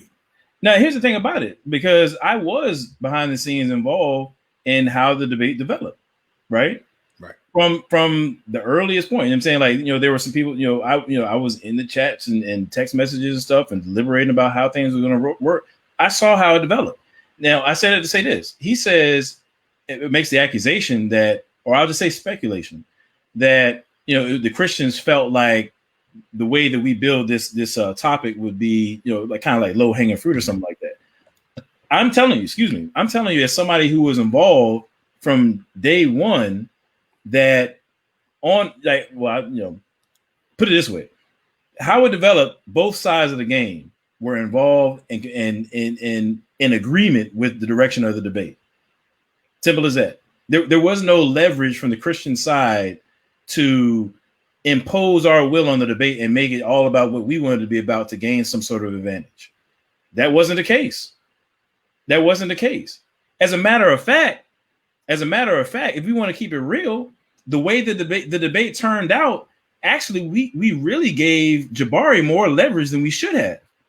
Because when you think about the way that the questions are framed, is Christianity the white man's religion? That's question number one. Question number two, is Jesus a copy from Kemet, right? Both of those questions put Christianity on the defensive. Kemet wasn't defending anything for the first 2/3 of the debate. The only time where Kemet was like in any way had to bring something to the table, right, to argue from a positive standpoint, okay, to argue for something, was in the last section of the debate where they were comparing who has a solution for Black America. That was kind of like an even Steven. You know what I'm saying? It was just a comparison between two worldviews. But for the first two questions, actually, Christians we were taking the defensive. Okay. Now I'm gonna tell you straight up. Now, I watch debates like I watch the NFL. You know what I'm saying, or the NBA. Like I do it for enjoyment. From a strategical standpoint, I'm saying you don't want to go into a debate where 2/3 of the debate are stacked against you. Right. What you would do is you would have one question that may be putting Christianity on the defensive. Then you would have a second question that will put Kemet on the defensive. And then if you're gonna have a third question, you would have the third be kind of like a even one, like the third one was, right? So actually, we came in aware that we were actually handicapping ourselves for the debate. The leverage of the questions, the way the questions were worded, were in Jabari's favor. Okay. So it's not, so don't come with this, oh, they was trying to go after low-hanging fruit or so on and so forth. No. Just I'm telling you from somebody who was from day one, that wasn't the case. And you can just look at how the questions were framed and just understand in any given debate, you don't want to put yourself unnecessarily on the defense. And if given how the debate questions were worded, that's what we did. And still got a W. So that's what that is. Facts. You know? So again, don't play the sidelines and then be like, that's not what the debate should be. When we gave you the keys to join, the door is open. The door is still open. You want to get this thing going with Damon? Let's talk about it. Let's do it. Open. Will there be one? Let's talk about it. You know what I mean? It's like, but don't do this. Either say, I don't want, if you don't want debate, I respect that. But don't turn around and be like, well, that's not what it should be. Well, then you get in the ring and make it what it's supposed to be. And if you're not willing to do that, you really shouldn't say much. You really shouldn't. You sound crazy. I'm sorry. I'm sorry. You sound a little crazy, bro. That's not what the debate should be. Come on, don't do that. Don't do that. Everybody who was a participant, everybody in attendance knew what it was. But we got a dude who wasn't even there going to talk about a year later. Now it must be like, that's not what it should have never been. Right. It's not even a day late and $1 short. This guy is a year later. Almost to the day. Almost to the day. Now you want to be like, nah. Right. It could have been you. And it still can be. The door's open, fam. Of course. Let's do it. Put the gloves on. Man, look. Put the gloves on. I know everybody in the urban apologetics community. Nobody is scared of Shakka Ahmose. I know everybody. You know what I'm saying? Nobody is sitting around worried that Shakka Ahmose is going to say something or make a video about him. Nobody's shook about that. Put the gloves on, get in the ring, or don't say anything about it. Man, Damon can make it. He been told you what was up. Don't get mad at me. Don't get mad at if you watch this, don't get mad at us. I'm just putting on the table what you already know. You already know what it is with Damon Richardson. So, I mean, I'm just saying. As a matter of fact, he mentions him in this video like 3 times. Yes. Like 3 times. He calls him the big dragon, Damon Richardson, or whatever. Hey, holla at him. I got his number. I can call him right now, fam. It's nothing. You know what I mean? So, but now here's the thing. Listen, I'm gonna just say it. Stop running. Stop running. We're not running. Nobody on this side is running. There's no footsteps being heard over it in this side. At all. But you're galloping somewhere else on that horse. At all. Sorry. Hey. Yeah, I mean, it's like no one's running over here, fam. Come on. Yo, seriously, let me. I know I'm jazzed up right now. I'm not talking trash. I'm not trying to be like disrespectful or anything. I'm saying, as a matter of fact, that nobody is afraid over here, dog. I'm saying like that. That's look. I understand. You know what? Let me just clarify something. I'm saying I understand that the conscious community at this point has had decades of beating up on Christians unawares. I understand that you guys have loads of videos of people walking down 125th. You know what I mean? Not knowing that they're going to get banned, you know, just kind of ambushed by Sonnet or whoever. I'm not just, you know, right. So I'm just saying somebody who might have a camera and interview and ask a question to get stumped by. That's not what this is. That's over with. Like that's done. Yeah, those days is done. Those days are done. Those days is gone. You know what I'm saying? When it comes to all these pseudo scholars out here, you used to be able to put on a video, you know what I mean, bashing Christianity, all this and that. You know, you used to be able to put up a meme, you know, on Facebook, and you know, you'd be able to get all kind of likes and stuff. That's done. That's done. Because you know, if you put your hand out there, you get caught in that cookie jar. Alfredo's gonna be out there. He might be in the thread. He might do a response video. I might do a response video. MJ Jackson, Michelle, sisters might say something. Of course, sisters might say something. Bro, anybody can get it, bro. Like this is not back in we not in the 90s no more, dog, or early 2000s. That's not what this is anymore, dog. You know what I'm saying? This is that fire next time. I mean, I'm gonna borrow James Baldwin's word. This is the fire next time, bro. That's what this is. Just so you know, that's what this is. This is not, you know, nobody's running scared at all. Nobody. You know what I'm saying? Nobody. Hey, man, they don't know, man. Nobody. Here, bro. We're not playing over it. You know what? Because, and I'm gonna tell you why. And we got to go to some more points. Yeah, we're going off the rails. I know I'm going off the rails. I'm gonna tell you why I'm so jazzed up. Because this, like, I love my people. You know what I'm saying? And I recognize that there's a twofold issue going on here. I'm saying I'm fully persuaded, given the evidence, you know what I'm saying, and so forth, that Christianity, the biblical worldview, represents reality as it actually is. And there are eternal implications for rejecting the gospel. You know what I'm saying? Jesus is Lord. He's paid our way, you know what I'm saying, by, you know, getting up on that cross, paying the penalty for our sin. You know what I'm saying? Such that we can make it into the kingdom. You know what I'm saying? And if you reject that, there's eternal consequences for that. That's number one. Number two, there are right here, right now, consequences for having a wrong worldview. Bad worldviews, erroneous worldviews have negative, will yield negative results right here, right now.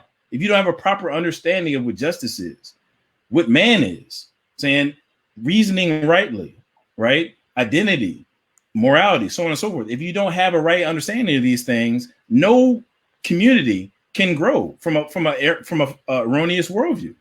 Then we can't build on that. And so, because I love my people, you know what I'm saying, because I love my people, of course I don't want to see them fall prey to these, you know, erroneous worldviews out here.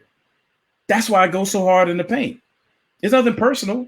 It's just, you know, I'm shout out to my man A Ward, battle rapper. I ain't come to get personal with you, but I got enough facts to buy to you and every person that's with you. That's how. That's real. Woo. That's real. So, put the gloves on, Shakka. That's what we're saying. Don't be in the sidelines critiquing about what it should be. Make it what it you make it what it should be. You do it. You do it. You do it, fam. Please. Because we're here.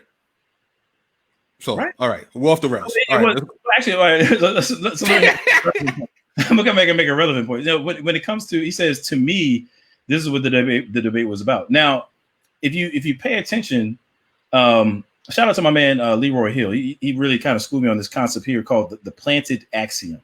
Okay, the Planted Axiom. And basically, it's like in any given conversation, or I'll just say like a debate or dialogue or whatever, there are times when somebody can, you know, insert an idea, and if you accept that idea, then all their conclusions from it will follow. I'm saying you basically conceded, you know, the debate from there on in. You know what I mean? So so sometimes people will do that to try to gain leverage in the conversation. So, you know, this is in a sense kind of like the Planted Axiom, where we accept that, you know, if we accept Shakka's understanding of what the debate is about, then some of his other points are going to make some sense.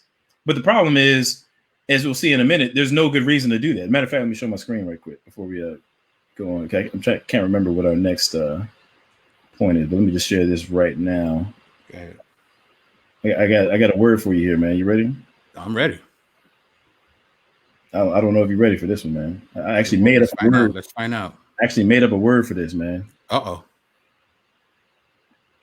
Trust me, this is not a misspelling. Conlusion. Collusion. A combination of confusion and delusion. Nice. The conlusion of Shakka Ahmose. Nice. I'm defining conlusion to be a combination of confusion and delusion. That's what we're dealing with. Conlusion right here. You know what I'm saying?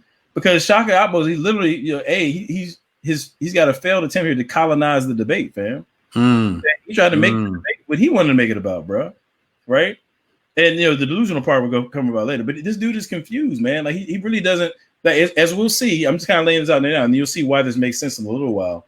But he attempts to make the debate about something that is not about, right? And he just expects the viewer to go along with it, right?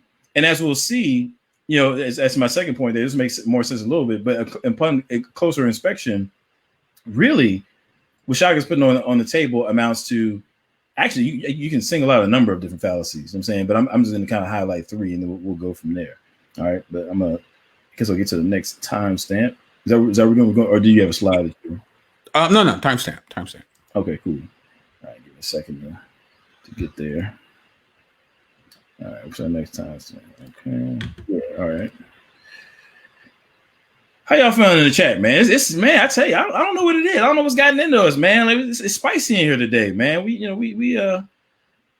waited a long time for this. That's what happened. We waited a long time for this. That's what happened. Right. That's what happened. That's Put the gloves on. Put the gloves on. Just put the gloves on, fam. That's all. I got the spirit of MJ Jackson on me, bro. Oh man. It's that MJ Jackson spirit. That spicy spirit. That spicy, messy spirit. Right. Well, you just ready to just go in for no reason. You just out there. The Southern Assassin. That's what I call it, man. The Southern Assassin in the building.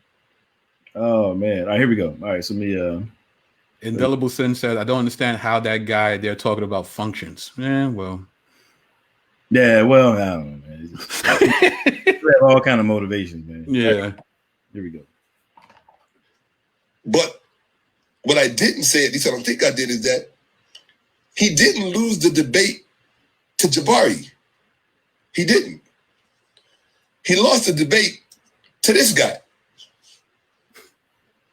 To someone who was a personal friend of mine, who I had no idea was even going to be at the debate. I was nowhere near this debate. This debate is in Philadelphia. I was in Florida when this debate was going on. I haven't spoken to this brother in about maybe 4 years, 3 or 4 years. But I was surprised to see him during the question and answer period of the debate, where he asked Vincent Bantu, PhD, a question.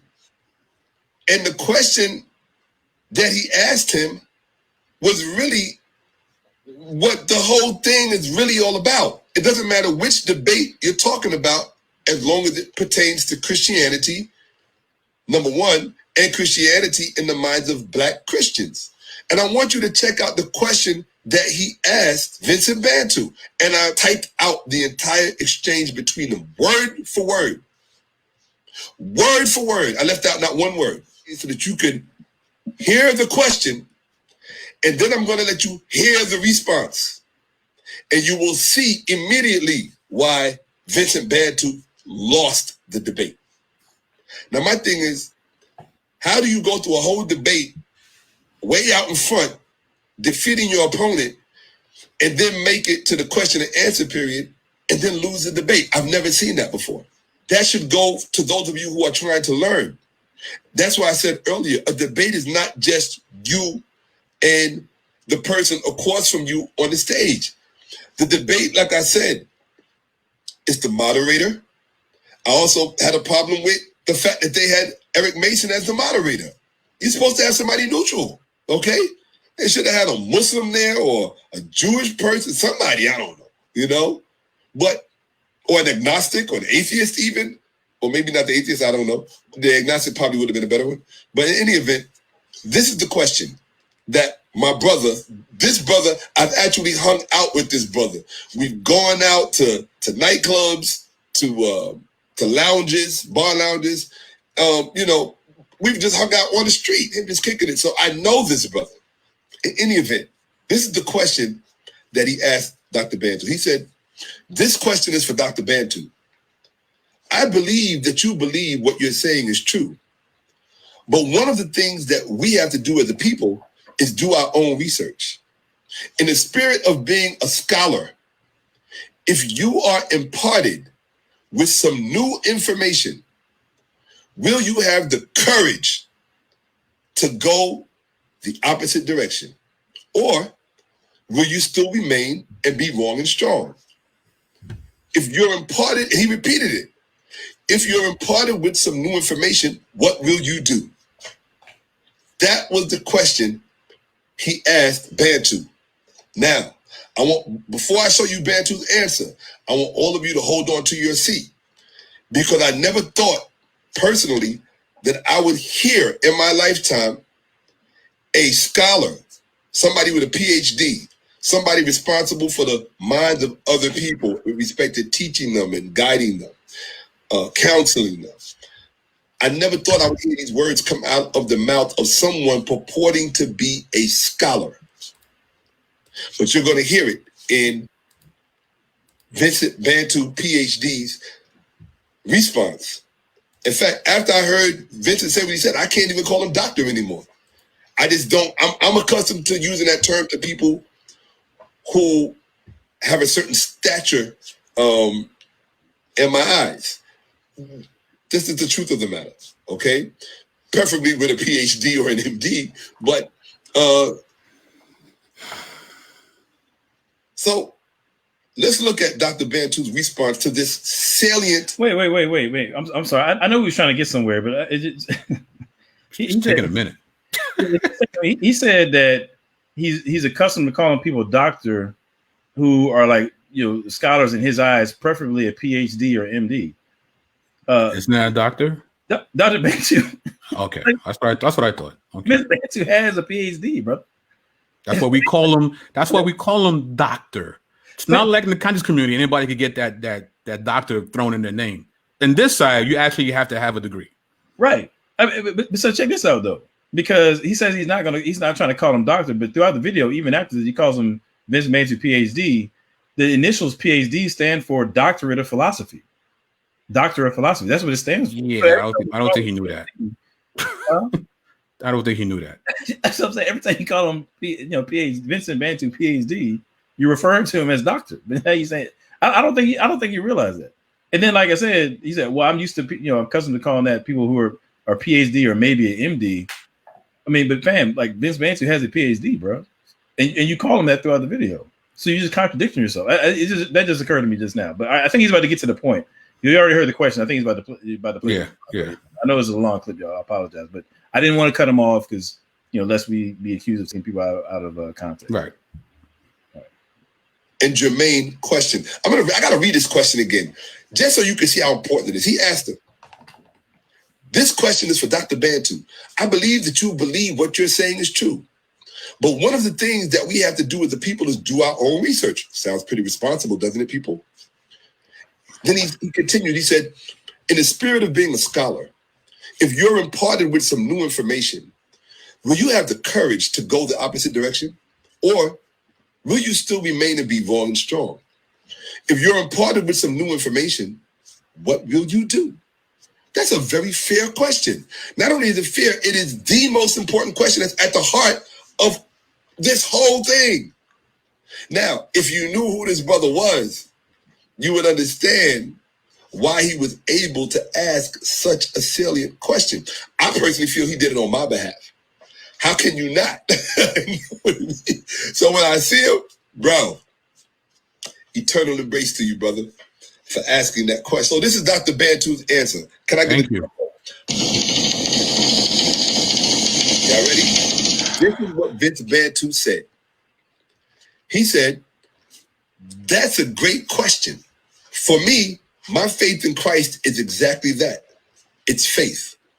And so it's not built primarily on information or like history. And so that's so to answer your question, it depends on what it is.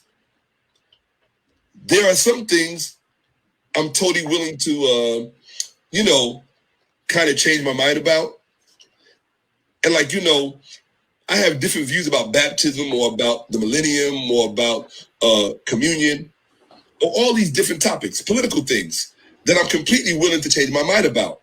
Are you ready? This is what he said next. But there is no information on the face of this planet. I'm going to read that again.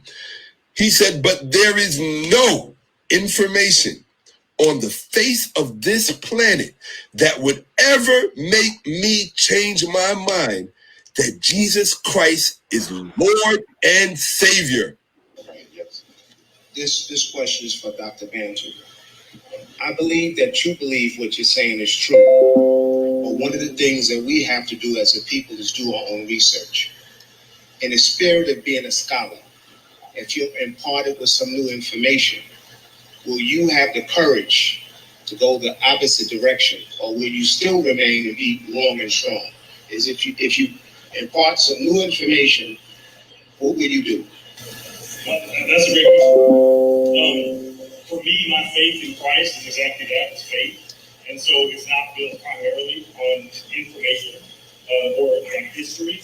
And so so to answer your question, it depends on what it is. There are some things that I'm totally willing to, kind of change my mind about. And I have different views about baptism or about the millennium or about communion or all these different topics, political things that I'm completely willing to change my mind on. But there is no information on the face of this planet that would ever make me change my mind that Jesus Christ is Lord and Savior.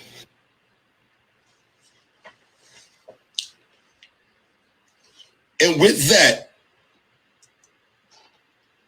Vincent Bantu lost the debate. And there you go, your brother below. Vince, you got by a question. Straight up. You got knocked by a question. So see, we're going to have to break this down now because people are going, how did he lose? All right, you can stop it there. If you don't know why that... Okay. that was the longest build up to what we're about to see is a fallacious point I've ever seen in my life. But let's go ahead. Yeah. But again, he's still like, well, that's not what it's supposed to be. And that's not what the debate. Again, put the gloves on. Don't complain about what it should have been, could have been. Put the gloves on, and it could be whatever you want it to be. Just put the gloves on. But anyway, so let's look at this question. All right, if you can share my screen. All right. So this is just a blow up of his screen, right? Oh, also, this thing about I wrote this myself. You can get the transcript off the YouTube video, right? Yeah, actually, I did that as I was preparing. You didn't have to write nothing. You could just use the transcript on the YouTube. But anyway, he was really excited about that too. Like, he thought he scored. He scored really mad points because he actually was able to take dictation. So, this question is for Dr. Bantu. I believe that you believe what you're saying is true. Let me stop there. Okay. Remember what this series is all about? Lies that Christian apologists tell. His friend is telling this Christian apologist that I believe you're not lying. That's what he said. This whole series, again, is about how we are liars. And the guy that you want to focus on says, and we was there. Me and Adam was in the audience. Yeah, I remember that, yeah. We was there, and he said, I believe you're not a liar. Right? But let's go on. I believe what you're saying is true, but one of the things that we have to do as a people is do our own research. We'll get to that in a minute. Actually, no. Let me get into that now, right? Hey, go for it, yeah. We got to do our own research, right? Okay. Yeah, so I try to make it even bigger here. It's kind of blurry. So I believe that what you believe is saying is true, but one of the things that we have to do as a people is do our own research, inferring that Dr. Bantu has not done his own research, right? Okay, so I got this from a university. I forgot the name, but the university tells you the doctorate process, how one becomes a doctor, right? And it says here what to expect throughout your doctorate program. The beginning of your doctoral study will focus on your field of study. You'll expand your knowledge in scholarly writing, improve your research skills, and enhance your understanding of your specialization of choice. Of course, you'll also be preparing for your ultimate accomplishment as a doctoral student during this time, your dissertation. The final few years of doctoral study will be focused on the preparation of your doctoral dissertation or thesis. Your doctoral dissertation is a written document focused on research interests you choose and spent your time developing through academic research. In the first portion of your doctoral program, depending on your degree program of choice, PhD or professional doctorate, you may focus your dissertation on newly developed theory or practical application of research you conducted. You should be prepared to orally defend your dissertation to your committee in a semi-public forum. You should not be intimidated. Take this opportunity to passionately defend your research and findings and use this as a springboard to your next personal, professional, or educational triumph. Once you successfully defend your dissertation, you'll be awarded with your doctoral degree and can add that coveted doctor to your title. In order to be a doctor in any special field, you literally have to do your own research. Right. You literally have to do it. So for Shakka's friend to just make this assumption that he hasn't, right? It's ridiculous. That's how you get to be a doctor. You have to do your own research. Right. All right. So like, there's probably literally there was hardly nobody in that room that day who had done more of their own research than Ms. Bantu. And then the thing is, Eric Mason has a doctorate as well. So right. Yeah. And the thing is, he hasn't stopped doing his own research after he's gotten that coveted title doctor. Here's a Facebook post of his, July 15th. Today, I finished the first draft of translations of all of the Ethiopian texts to be included in the Reader of Early African and Asian Christian Texts. Now on to the Coptic. I'm so excited for these African and Asian theological texts to become more available. The man is actually doing his own translations. Yeah. He's doing his research. Here's another one. Today in my weekly Nubian lesson, I learned how to say the word God, Tili. I feel empowered simply in being able to address the creator of the universe using the same name as do the people who speak the oldest sub-Saharan African language in the world. He's doing his own research. How many people do you know is translating ancient Coptic and Nubian texts for us, for our benefit? Right. But we should do our own research. It's ridiculous.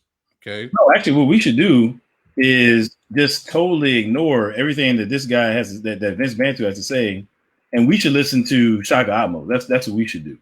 Right, because he has a PhD. Oh no, he doesn't. He doesn't have a PhD. Right. That's what we need to do. That's right. Right. That's right. And then he goes on and says, in the spirit of being a scholar, which is, it's a low-key shot at Bantu because he's saying, for a change, can you be scholarly? For a change, right? So that's cool. That's cool, though. That's cool. Right. If you're imparted with some new information, will you have the courage to go the opposite direction, or will you still remain and be wrong and strong? If you're imparted with some new information, what will you do? The guy asking this question assumes that the new information is correct. Mm-hmm. Just because you receive new information, it doesn't mean that it's correct. It's just new. You just haven't. All that means is that you haven't heard of this information until that moment. Mm-hmm. It doesn't equate it to be correct information. But he does, because then he says, will you have the courage to go the opposite direction, or will you remain wrong and strong? So you're also assuming that Bantu is already wrong. right? So, and you're basically you're actually what's the word? You're begging the question. Oh, begging the question. Okay, gotcha. Okay. You're begging the question because you already assume that Bantu is wrong. Mm-hmm. So you're already fallacious in this question that you're giving to Dr. Bantu. You're being fallacious, and you're low key throwing shots as well, right? So just want to put it out there. Yeah. So, okay. You want to say anything before we talk about Bantu's response? Yeah, I want to say something real quick because so given that apparently Bantu is just totally unqualified, somebody should be alerting these colleges that he's teaching for the fraud that's being committed right now. You know what I'm saying? His book, Multitude of All Peoples. Let me hip y'all to something right quick. Okay. Now, there's no disrespect to small publishers or anything like that, but publishers matter, if you will. Right? If you're going to put out something academic, there are certain publishers that bear academic weight more so than others. Now, if I'm not mistaken, I think that Bantu put out his with IVP, University Press. Yeah. Right. That's not Billy Bob's, printing press. I'm saying that's not, just some random. That's not like some dude down the street who just printed up a bunch of copies of your book. I'm saying that's a legitimate publisher. His book has an ISBN number. Right. As a barcode. Yeah. He didn't send it off to some dude down the street. He's not on one. There's no disrespect to anybody. He's not on 125th. I'm saying peddling his books. That's the only way that he can get his. There's a reason why a publisher, an established publisher, has paid this man to write these works, and have contracted with him to do further works, right? Because the project you're talking about with him translating these different works, that's not even out yet. That's something that's still in development. Right. I'm saying, and his previous work has put him in position. He's got the credentials and the knowledge base such that he can be called upon as a specialist, right, to translate these other works and put out this other project, right? So this is not like, so to me, it's hilarious that you have an individual who doesn't have the credentials. And look, I'm not making fun of anybody who doesn't have credentials. Like you can be knowledgeable without a degree. I'm not saying that you can't, right?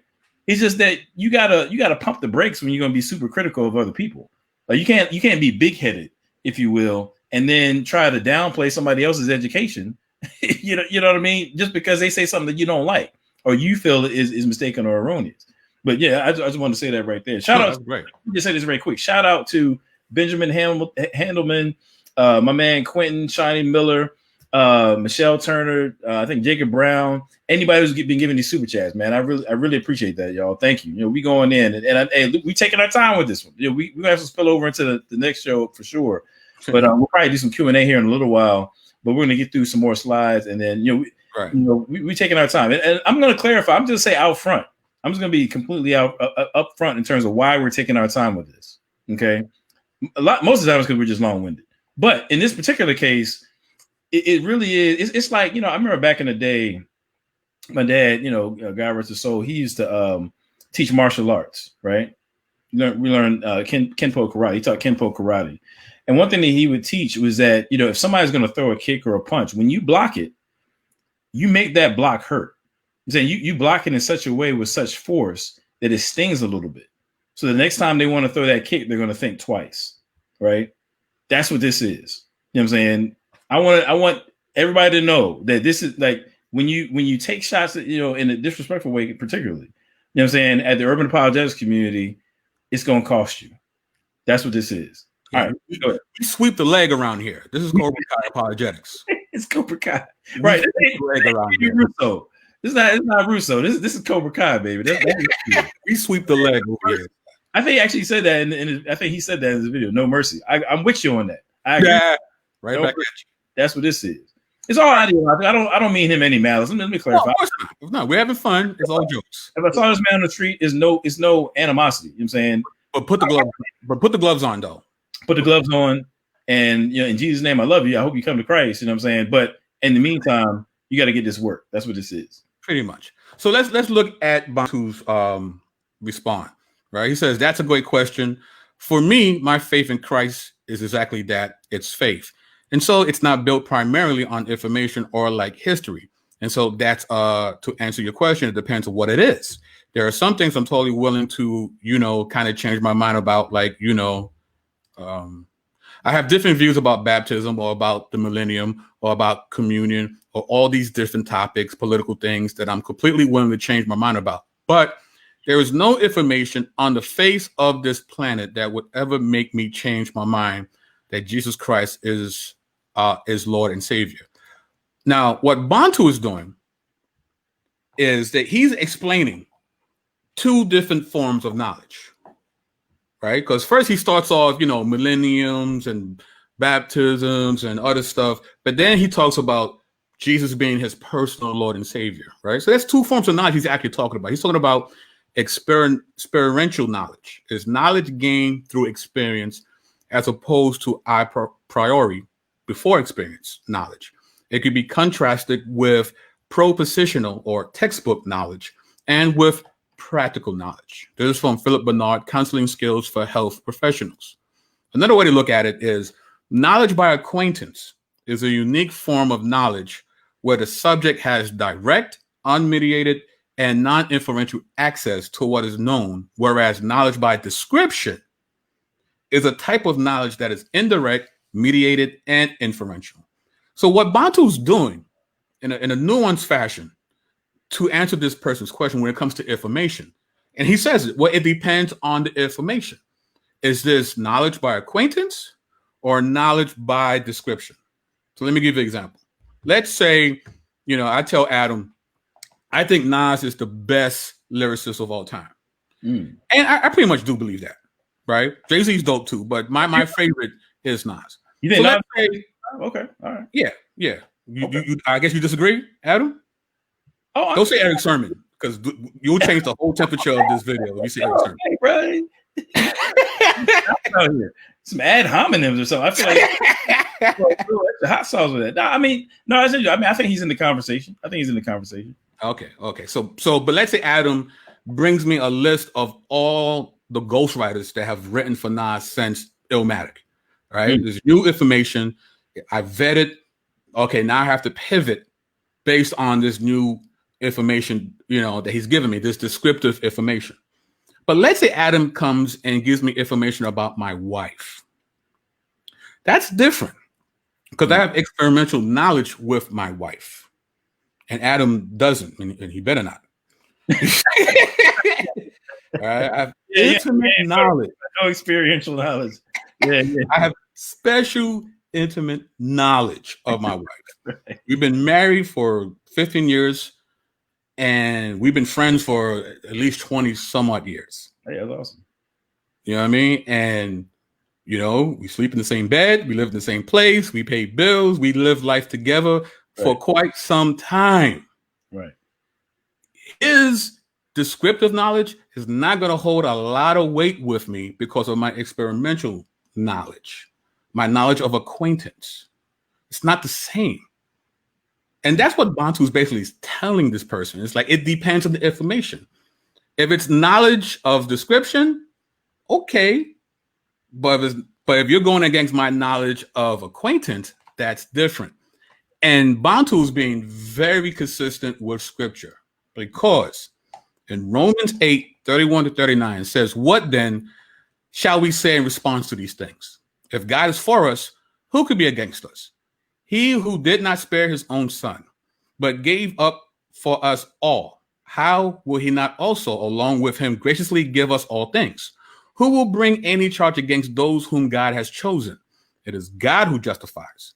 Who then is the one who condemns? No one. Christ Jesus, who died, more than that, who was raised to life, is at the right hand of God and is also interceding for us. Who shall separate us from the love of Christ? Shall trouble or hardship or persecution or famine or nakedness or danger or sword? As it is written, for your sake we face death all day long. We are considered as sheep to be slaughtered. No, in all these things we are more than conquerors through him who loved us. For I am convinced that neither death nor life, neither angels nor demons, neither the present nor the future, nor any powers, neither height nor depth, nor anything else in all creation will be able to separate us from the love of God that is in Christ Jesus. Why did these apostles die? Why would these first believers, allow themselves to be massacred? Was it because of just knowledge, regular descriptive knowledge, or was it knowledge of acquaintance? Why is Paul being jailed, whipped on multiple occasions, shipwrecked, and finally executed in Rome? Why did he do that? Was it just because of descriptive knowledge, or was it because he was acquainted with Jesus Christ? And that's what Bantu was saying. He's like, I'm acquainted. This is not just head knowledge. I've experienced the redemption and salvation that comes in receiving the gift of grace. I've experienced that. And nothing you can give me information-wise is going to topple that experience. So he's not saying he doesn't take in information. I mean, he's Dr. Vince Bantu. He knows how to, he literally does his own research. He has no problem finding new information and pivoting when that new information might contradict old information. That's what doctors do. But when it comes to his acquaintance with the Son of God, the other knowledge doesn't hold any water. So it's not that he refuses new knowledge. It's that it doesn't hold weight to that experimental knowledge, that knowledge of being acquainted with the Son of God. That's good, man. That's good. Now, and I want to add on some later. I mean, that'll preach right there, brother. I'm saying right from the scriptures, man. I'm with that. Now, I want to pivot a little bit from a philosophical standpoint, because when we're talking about knowledge, we're talking about the realm of philosophy called epistemology. Okay, that's what we're talking about. It's that branch of philosophy that pretty much answers the question of what is knowledge, and how do we know what we know? I'm saying, what is knowledge and how do we obtain it, right? So you're right. There are actually different forms of knowledge. There's at least three, and then depending on what philosophy you're dealing with, they'll divide it up even to more subdivisions, right? But there's at least three forms of knowledge. You're dealing with experiential knowledge, like you spoke about. You're dealing with procedural knowledge. Okay, that's kind of know-how kind of knowledge. Like I know how to ride a bike, something like that. It's kind of how to do something. But that's procedural knowledge, procedure. And then you have, like you said, propositional knowledge. That's kind of just like facts. Whether or not something is true, and information. Book knowledge. That sort of a thing, right? Now, when you're dealing with different forms of knowledge, right? Bantu is expressing a level of certainty. Okay, but what kind of certainty is he talking about? He's not talking about propositional certainty. That's not what he's dealing with. Okay, because propositional certainty would be something like, I am certain that today is Tuesday, right? I'm certain about that. That's the proposition, today is Tuesday. That's something that I'm certain about. I'm sure that's the case, right? Something like procedural certainty. That would be something like, when I shoot a basketball, I'm certain that if I point my elbow at the rim, I make sure that my wrist is pointed at, my fingers are pointed at the rim. When I release at the top of the jumper, at the top of my jump, things like that. If I'm certain that if I follow these mechanics to a jump shot, then I will increase my percentage of accuracy as a jump shooter. Okay. I'm certain that in terms from a know-how standpoint, I'm certain that that's the case. That's procedural certainty, if you will. Okay. But Bantu is talking about experiential certainty. And that's what you're getting at, right? Now, experiential certainty is a different kind of certainty. It's a form of knowledge, right? And it's a type of certainty that's not going to be necessarily undermined by just some sort of new information. Because like you said, new information could be erroneous. It could be true or false. Information is information. I mean, I can inform you that today is Wednesday right now. Where we're at, that's not accurate. That's information, but it's not true information. It's not. Right. It's not. It doesn't speak to what is real or what is true about the world. MJ Jackson pointed out you could have psychological certainty or moral certainty. Okay, I'm certain that it is wrong to torture children for no good reason at all, for your own entertainment. I'm certain that that's the case. I don't need anybody to argue for that. I don't need anybody to explain that to me. Just it's properly basic. It's properly basic. There we go. That's where I'm going next. Exactly. Psychological certainty. I'm saying psychological certainty could be like, I personally am convinced that something is the case. Now, I might be wrong, but in terms of my own mental states, I'm convinced that such and such is the case. There's all kinds of certainty. Bantu is specifically talking about experiential certainty. How do we know that? Well, he tells you, because he says, he talks about elsewhere, I want to say in this video, how God, and actually Shakka quotes him, how God helped him out as a teenager, and then, basically allowed for him to go to school and do this, that, and the third. And so he's convinced, that Jesus is Lord and Savior. That's the space that Jesus occupies in his life. It's his Lord and Savior. Okay. That's what he's dealing with. Now, so now that we've kind of, hammered that out, the brother's question in regard to propositional knowledge is, in a sense, if you understand how what's his name, Bantu nuanced it out, it's a separate question. You know what I'm saying? It's a separate question. Now, I'll kind of come back to that in a second, I think. Let me share my screen right quick. Is there something else that you want to say about that? No, again. Okay, cool. So use the term that I'm going to get to right now. Now, I'm going to try not to, I'm going to give you all the shortened version. No. But, you know what that means, right, guys? Y'all know how I do. I don't even know why I said that. But let me go to my, okay. So you mentioned properly basic beliefs, and that's exactly right. Okay. All right. Ooh, there we go. Okay, so properly basic beliefs. Oh, I messed up. I should have shared that. I should have put it on slideshow. My fault, y'all. My bad. It's all good. I meant to put it on slideshow. Okay. Again, we're talking epistemology. Okay. Now, what we're discussing here, this has nothing directly to do or exclusively to do with Christianity. We're just talking philosophy right now. Then anybody can, do the research. And I'm going to give you a reference, a source here in a second as I kind of work through these ideas. Some you can research on your own. But all these concepts, this is what philosophers talk about. Like, this is not something that a bunch of theologians sat around and thought up. These are philosophical concepts that any secular, I don't care if you're atheist, whatever you are, Buddhist, whatever. I'm saying this is what they deal with. This is epistemology 101. Okay, a properly basic belief. There's different ways we can describe it, but give us a functional definition.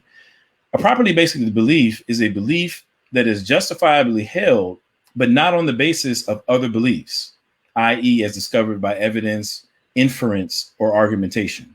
By inference, I mean something like, based upon this idea, then some other idea, is true or something like that. Okay. So a properly basic belief is a belief that is justifiably held, but not on the basis of other beliefs, i.e. is discovered by, evidence, inference, or argumentation. Now, why is this important? Okay. Yeah, I'll get back to it. So why is this important? Okay. Let me give some examples of properly basic belief. So if I asked you, Alfredo, if I said to you that, the whole reality, the whole universe was created 5 minutes ago with the appearance of age, right? How could you go about debunking that? Like, what are the kinds of things that you would have to do to debunk that? What objections to that might you have? I'm putting you on the spot. My bad, man. No, it's okay. Say it again. If it's 5 minutes. If I said to you, I'll put it this way. If I said to you, all of reality, you included, was created 5 minutes ago with the appearance of age, including your memories and everything. You know what I'm saying? What would be just give me like one or two objections to that. What do you think might be objection? Because I believe, based on chronology, I've been here for a certain amount of years. Like, I'm older than 5 minutes. So let's take it as an example. Watch this. Now, look how you referred to yourself. Now, but here's the thing. If the universe was created 5 minutes ago with the appearance of age, including you and your memories, then pointing to yourself and your age wouldn't refute the you see what I'm saying? Now, here's the point. The point is, you can't argue against something like that without making a circular argument. In order to say that, to give reasons as to why I'm wrong about the universe being created 5 minutes ago with the appearance of age, including your memories, the food that you ate 10 minutes ago or whatever, you had to point to something, that basically makes your argument circular. You had to point to something like that exists, or yourself, your age, or whatever. Right. But nevertheless, you're rational for recognizing that you didn't just pop into existence 5 minutes ago, right? Any person is rational for that. Now, you don't come to that rational conclusion on the basis of argument, because any argument you give would be circular. Yet I couldn't say, well, no, that's stupid. You're not rational for holding that belief. No, why? Because it's properly basic. The word right, properly, it's rightly basic. It's appropriate to hold that belief. You know what I'm saying? Put it this way, think about a house. Okay. A house, you're going to have like your roof, you're going to have your bricks, you're going to have your walls and all that kind of stuff. And then you're going to have like the foundation. Okay. Right. Properly basic beliefs are like the foundational cinder blocks of that all of our other beliefs are built upon. You can put it that way. They're like the very nitty gritty of what we affirm or what we believe. I'm saying, like, there's no, you don't appeal to them on the basis of anything else. They're at the rock bottom of the house, which by analogy is like all the whole set of what we believe. Okay. Mm-hmm. Now, another type of properly basic belief would be something like 2 + 2 is 4, right? It's funny you should use math. We'll get to that in a minute. Oh, good. Yeah. Well, I'll leave that point alone. But I mean, there's certain, like, if you know what the number 2, if you know what it means for what the number 2 means and the number 4 means and the plus sign, if you know what those things means, then it's self-evident that that it equals 4. You know what I'm saying? I'll give one last one. If somebody punches me in the arm and I have the sensation that I'm in pain, right? I don't need anybody to explain to me or I don't need argumentation for that. I have is immediate awareness, right? I'm conscious of my own mental states, right? Right. The fact that I'm thinking, you know what I'm saying? If I say I am thinking, that's a properly basic belief. You know what I'm saying? I don't have to argue with anything. And I'm giving a variety of examples for a reason. Mm-hmm. Okay? Now, what we're going to get to in a second is that there's at least one system, in philosophy that allows for the notion of basically the belief in God to be a properly basic belief, right? And again, but let me backtrack for a second. Experiential knowledge, right? I'm saying you can have experiential knowledge. Like I know that my wife is, or I say this, I know that my mom is my mom, right? She walks in here right now. I don't have to make an argument and say, you know what? I think that's my mom. You know what I'm saying? Like I know immediately. I have this immediate awareness, right? Our intuition and so forth. There are some beliefs that we don't hold on the basis of arguments or evidence or inferences. That's the bottom line. Now, that's the first step. Okay. So I'm just giving you some common examples of things that we experience all the time, beliefs that we experience all the time that we're rational for holding. And we hold these things not on the basis of evidence, inference, or argumentation. Now I'm going to take the next step. And I'm going to say, okay, that the belief in God can be one of those kinds of beliefs. It can be a properly basic belief. Before I get there, I don't want to take too long, but I know my audience. I'm saying I know that once just using that term belief, right? You have some in the conscious community like, no, we don't deal with beliefs, brother. We deal with knowledge. You got to know. I mean, I know already know that somebody watching the video is going to go there. Okay, so I'm going to define belief, and I just want to correct people's misunderstanding about it. For somebody who may be having that knee-jerk reaction, I'll be quick about it. But first of all, when I'm talking about belief, I'm talking about a person's view of how things really are. I think I missed a word there. A person's view of how things really are that is accepted to various degrees of strength, say between 51% and 100%. Like you believe something is the case, right? It's a view that you have, and beliefs can be in various degrees. I believe that if I get in shape, I could dunk a basketball. Probably about 51%. I mean, maybe I can't. I might be too old for that now. But at the same time, I also believe that I'm sitting in this chair. I've got I just believe that I'm sitting in this chair, or that if I got some, ice cream in the fridge. I believe that that's the case. That might be about 80%, right? So there's various degrees of beliefs. Now, beliefs, while people in the conscious community have this tendency to try to downplay belief, okay? Like, oh, it's just your beliefs or something like that. Actually, in terms of its classical definition, even currently, beliefs are a component of knowledge. A belief is a component of knowledge. Let me go to my next screen. Okay. All right. Okay. So classically, okay, when you look at the philosophical literature, okay, again, and we're dealing with epistemology, what knowledge is and how do we know things. All right. A classic definition, if you will, or formula for knowledge is what we call justified true beliefs. I'm saying, like, back in the day, if you say you have justified true belief, then that would equate to knowledge, right? Now, what happened was there's a philosopher, a guy by the name of Gettier. I think his first name is Edwin, I believe. I could be wrong about that, but I know his last name was Gettier. Okay, and he comes along and he writes this paper to show that actually justified true belief isn't enough to consider someone to have knowledge. You know, there's some examples that he gave to say, you know what, actually justified true belief is an insufficient standard for saying that you have knowledge. Okay, and then from then point on, it just kind of just through a whole monkey wrench and a whole project of epistemology. And with the concept that folks wanted to add is, okay, well, you know what, you can't just have justified true belief. You also have to have this other facet called warrant. Okay, so now, you know, a popular formulation would be to say that if you have a justified true belief plus warrant, then you've got knowledge. Okay, so you got that. That's a peanut butter and jelly sandwich over there to the right hand side. You know what I'm saying? And that's supposed to be my knowledge sandwich, right? I told you I was going to have some arguments from sandwiches one day, man. I'm almost there. I'm kind of arguments from sandwiches for God's existence or something like that. You know, so our knowledge sandwich, you got justified, truth, belief, and warrant. I'm saying you put those things together.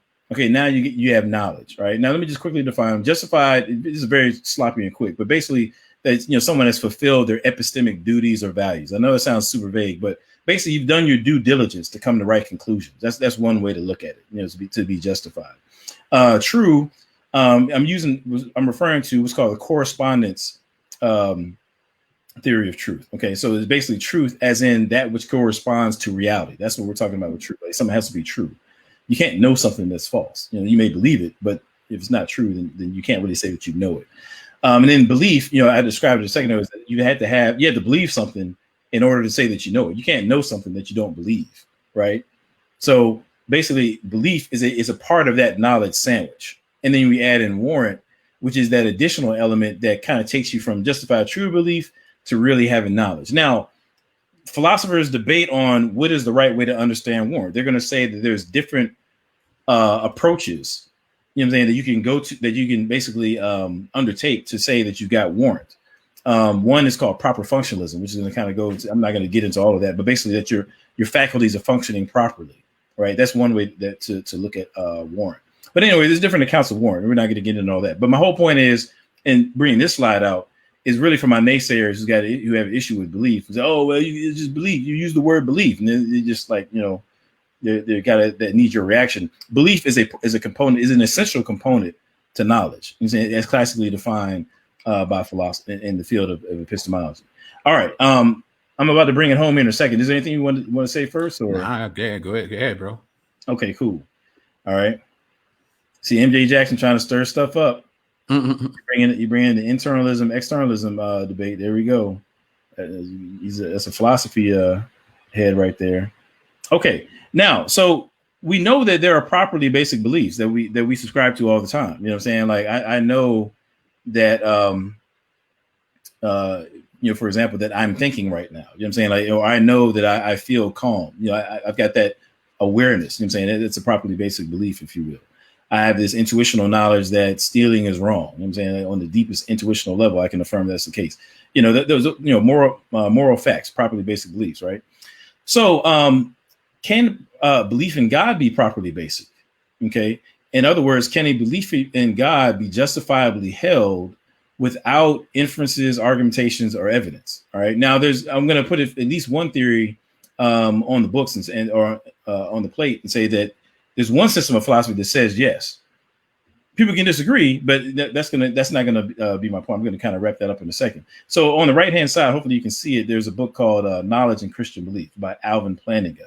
I'm saying he's one of the guys, or he's the guy really, who's most famously put what's called reformed epistemology on the table.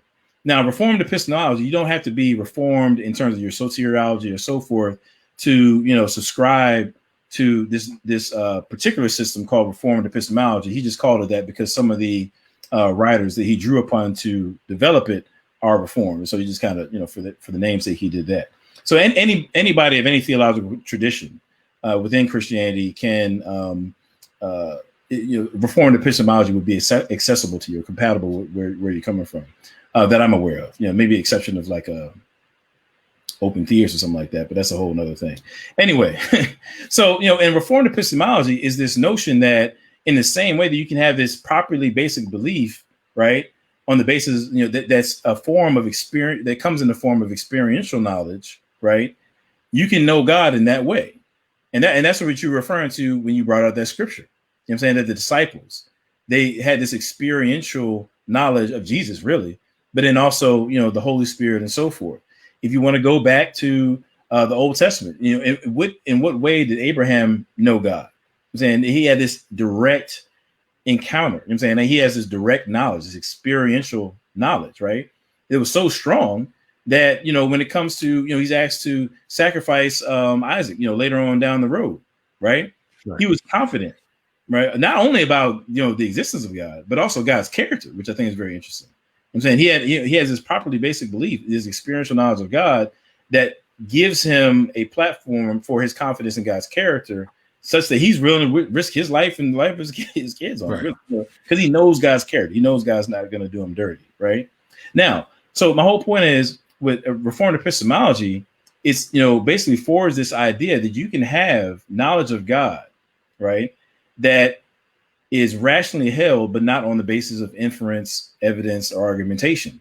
And one of the concepts that Planting will put on the table, and he draws this from Calvin, is this notion of the sensus divinitatis, a sense of the divine. Okay, and it's this notion that they postulate that there's this faculty that we have, right, that all people have, that allows for them to detect, divinity, if you will, to know that, there's something more than the physical realm here. There's an agency. There's a deity, right? God puts eternity in the hearts of men. There we go. Man can't comprehend. So very consistent with Romans 1, right? When you're dealing with general revelation, you can know that God is, and he has a moral nature, and so on and so forth. That's all that sense of divinitatis. Or if you're out and about and you on a starry night and you just find yourself with this awe and just this direct awareness that there's something more, right? That could be a means by which the sensus divinitatis is activated or made apparent to you. You have this immediate awareness.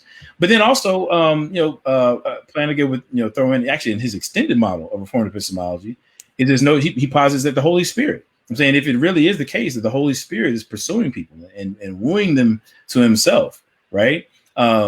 Directly engaging people in such a way to draw them to the Father, right? If that's the case, then again, you can, there's reason to believe, there's reason to affirm that this experiential knowledge, okay, of God is very real. You know what I'm saying? And as Calvin would put it, is that as Planting would put it, it's not to say that the Holy Spirit is necessarily giving us this infallible knowledge of like every jot and tittle of the scripture, but in terms of, he calls the cardinal truths of Christianity, that God exists, that there's, God has a moral nature, that man will be judged, and so on and so forth, and that we need a savior. The savior is Jesus Christ, and need to be indwelt by the Holy Spirit. Like kind of those primary foundational doctrines. I'm saying those are the kinds of things that the Holy Spirit would be making known to people, so that they can have confidence in Christianity. So if these things are the case, if there is a sense of divinitatis, if it is the case that the Holy Spirit is actively engaging people, drawing them to him, then is very much so that you can, having experienced those things, you can have this experiential, properly basic knowledge of God, right? That you can justifiably hold without having to appeal to some sort of, evidence or inference or argumentation. And yet you're justified and warranted for holding a belief on that basis. You see what I'm saying? Now, I said that to say, with Vance Bantu, he says, look, there's nothing, there is no information, right? Now, mind you, again, I don't want to, put words in his mouth, but we got to be careful how we interpret that too, because he's not saying that I am of the mental state that I will never change my mind. He's saying that there is no information, right? That's a very important point. He's not just saying like, I'm just going to be, dogmatic about it. The information, the kind of information that the brother who asked the question about, that kind of information does not exist. He's making the affirmative statement that it doesn't exist. Why? Because and he's appealing to this this experiential, properly basic knowledge, right? He knows God directly. You know what I'm saying? Now, if Reformed epistemology is valid, and mind you, this is granted, it's hotly debated. I'm not saying that just every atheist in the world is on board or something like that. But this is not like cheap. This is not cheap philosophy. Like this, like right. epistemology is a well-respected perspective as to how somebody can know things about God and his character and so on and so forth. Like, it's not like Alvin Plantinga is not like a dummy. Like, he's well. No, he's top tier when it comes to just philosophy. Period. Not Christian philosophy, but just philosophy. That's my point. You have this intellectually credible system. You know what I'm saying? Philosophical system that undergirds the statement that Vince Bantu made. You know what I'm saying? This intellectually credible system, you know what I'm saying, in terms of what it means to know God and the kind of knowledge that we have, is like kind of basically what Bantu said is more philosophically sophisticated than Shakka Ahmose understands. You know, and my only critique of Bantu is that, well, maybe he assumed the audience would understand, but he didn't articulate it in that manner. Sure, that's what I mean. He didn't explain exactly what he was doing. He just assumed that, I guess, the person asking the question would understand that. That'd be my only critique of Bantu when it comes to that. So, yeah. But bro, it's 2 hours and 25 minutes in. So okay, all right, cool. I'm gonna wrap this up. Yeah, I promise.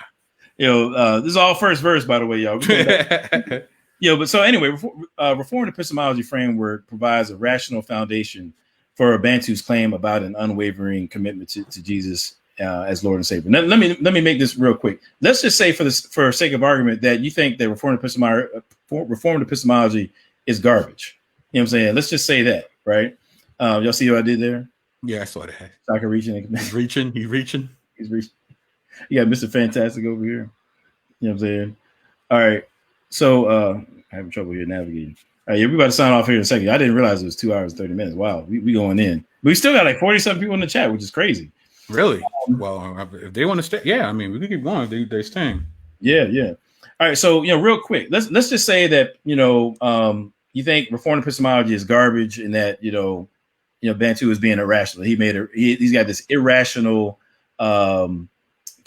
certainty, with respect to Jesus being Lord and Savior. Let's just say that. Now, here's why I say Shaka's reaching. Number one, an irrational belief, even if a person has a particular belief that's unjustified, it doesn't logically follow that the person is irrational. You can have an irrational belief, right? But that doesn't make you necessarily an irrational person. Like, real talk, like we all have beliefs that are not properly formulated. Like we all do. And whether you realize it or not. And then sometimes, somebody can come along, but that doesn't really make sense. And you're like, dang, you know what? Yeah, you're right. I guess I'm wrong about that. So just because you have an irrational belief doesn't mean that you are an irrational person, right? It's a logical leap to just single out one particular belief that you find objectionable, to then say, all right, well, now this person is disqualified. You see what I'm saying? So, for example, I think that it may have been a bit of a reach for Alfredo to say that Nas is the greatest lyricist of all time. Hey, watch your mouth, buddy. Watch your mouth. That doesn't mean that I think he's irrational. I just think that there's other. Hold on. You see what I did there, right?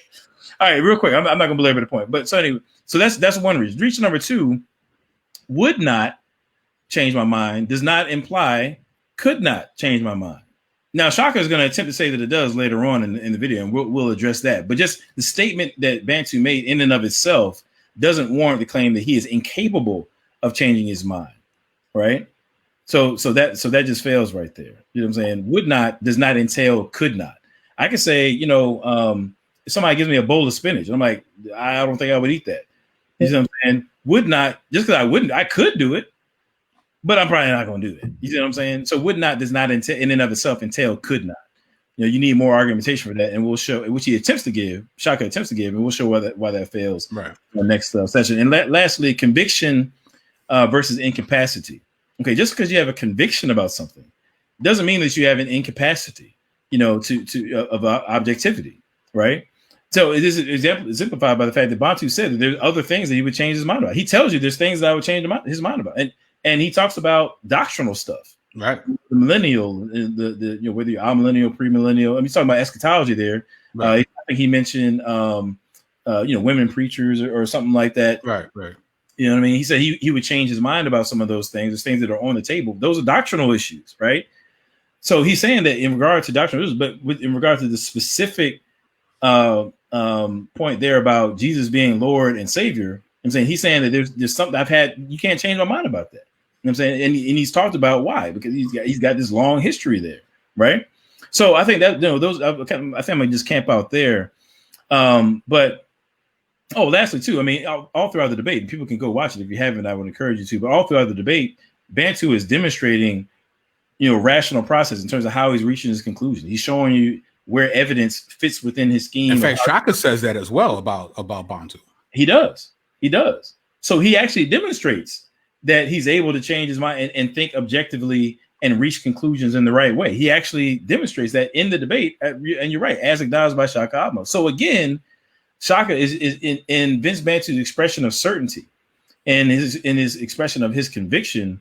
Shakka makes the leap, the reach to say that somehow lends itself toward interpreting him as being incapable, of having an incapacity of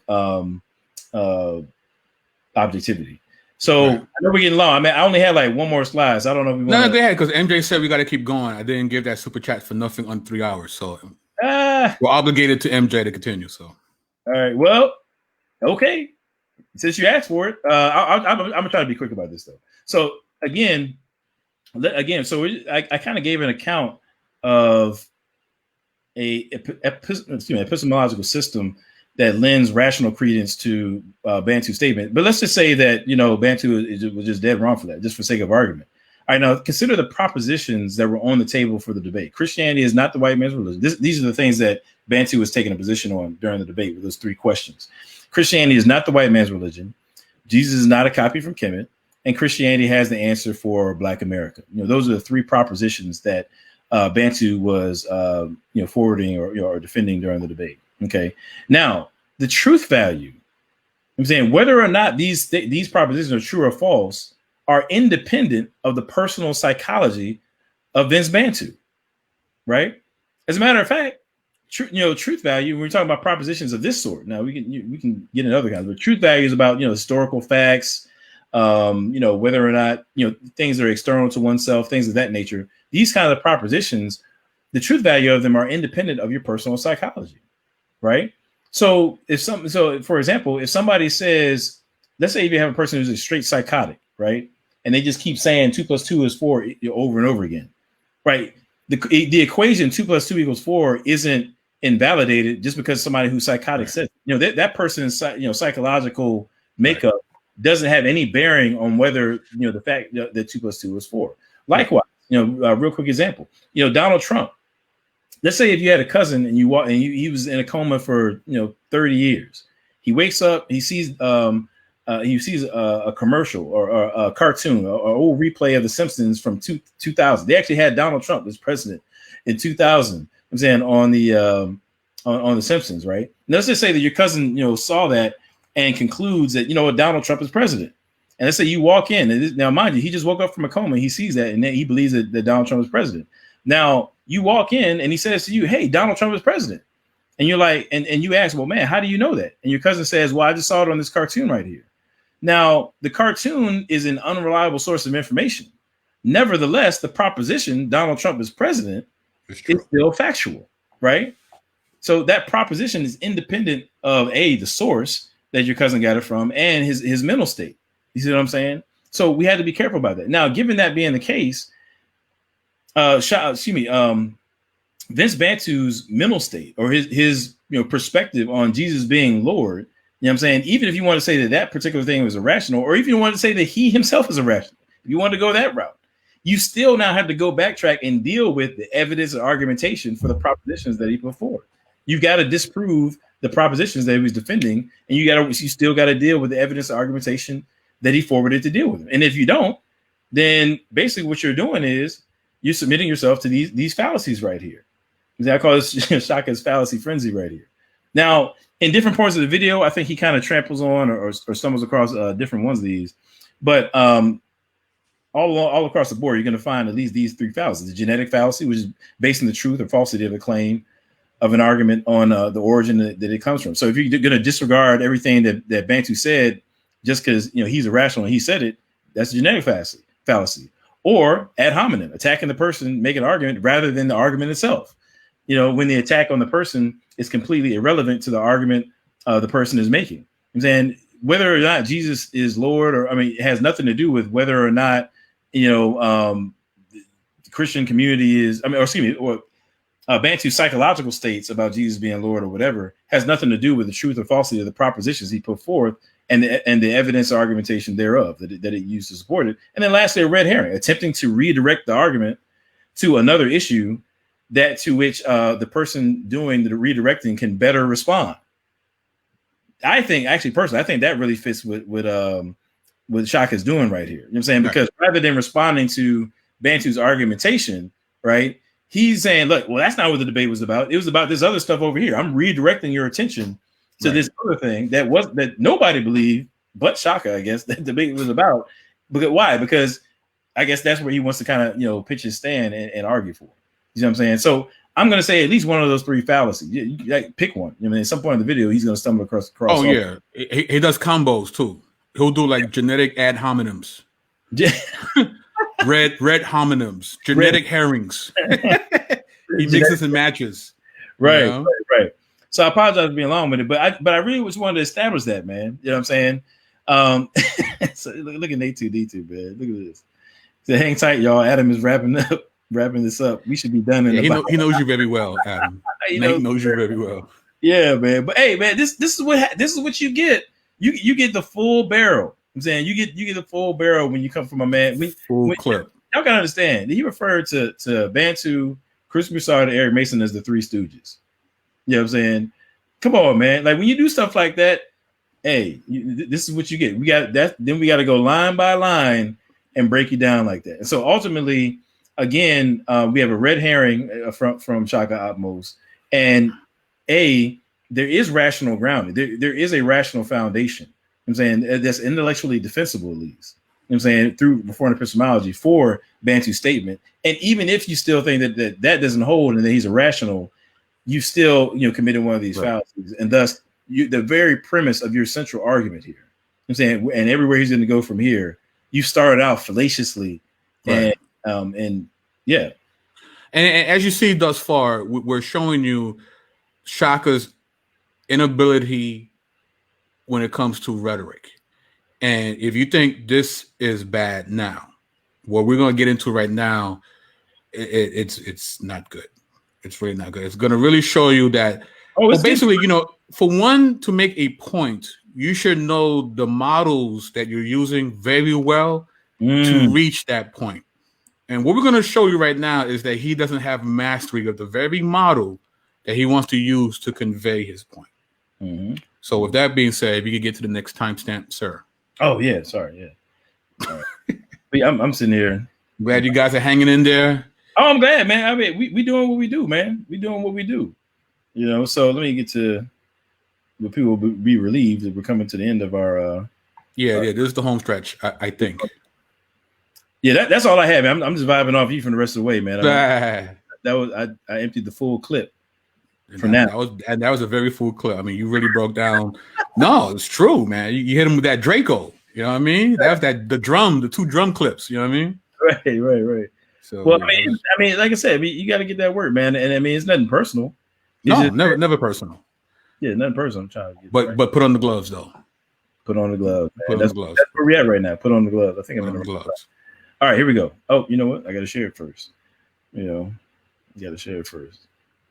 People know what they sign up for when they see Adam Coleman and Alfredo. Don't act like y'all don't know what y'all signing up for. When y'all That's true. Yeah. You blocked out the whole evening.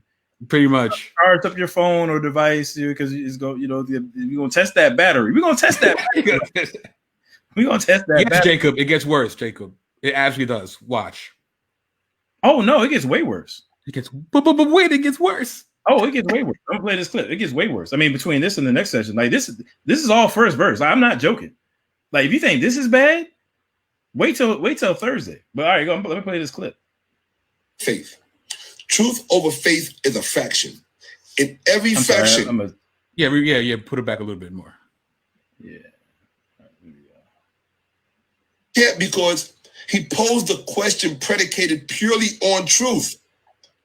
And by doing so, he exposed Bantu's values.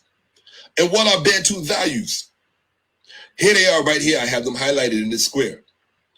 Bantu's values can be defined as truth over faith. Now, when you hear that, people will be like, Truth over faith? No, Shaka, you got it wrong. No. You always have to be careful of the obvious. When someone says truth over faith, it sounds as if they're putting truth first and faith second. It sounds as if they're making truth the priority or placing the premium on truth and then giving faith and belief a secondary status. That is not truth over faith. Truth over faith is a fraction. In every fraction, in every proper fraction, the denominator is the foundational number. The numerator, the integers or the numbers on top, they are not the foundation part of the equation. It's the denominator, the divisor. So when truth over faith is placed in the context of a fraction, faith becomes the common denominator, not truth.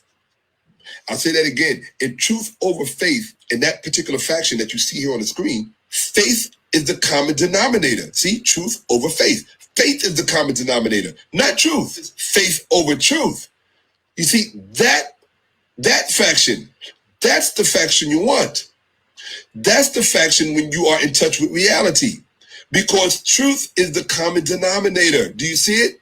Truth is the foundation. Truth is the common denominator. So everyone working with this fraction over here, this is our common denominator, truth. Faith is a numerator. It's something that can come and go and be changed around intermittently. This is what truth over faith sounds like. There is no information on the face of this planet that would ever make me change my mind that Jesus Christ is Lord and Savior. No information. Not information from the past, not information that is present, not information from the future.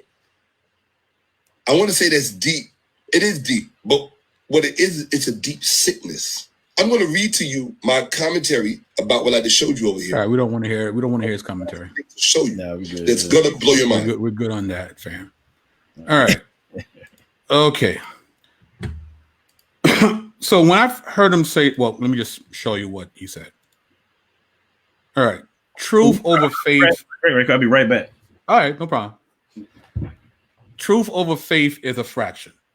In every fraction, in every proper fraction, the denominator is the foundational number, the numerator, the integer, or the numbers on top. They are not the foundation part of the equation. It's the denominator, the divisor. So when truth over faith is placed in the context of fraction, faith becomes the common denominator, not truth. Now, full disclosure, math has never been my strongest suit.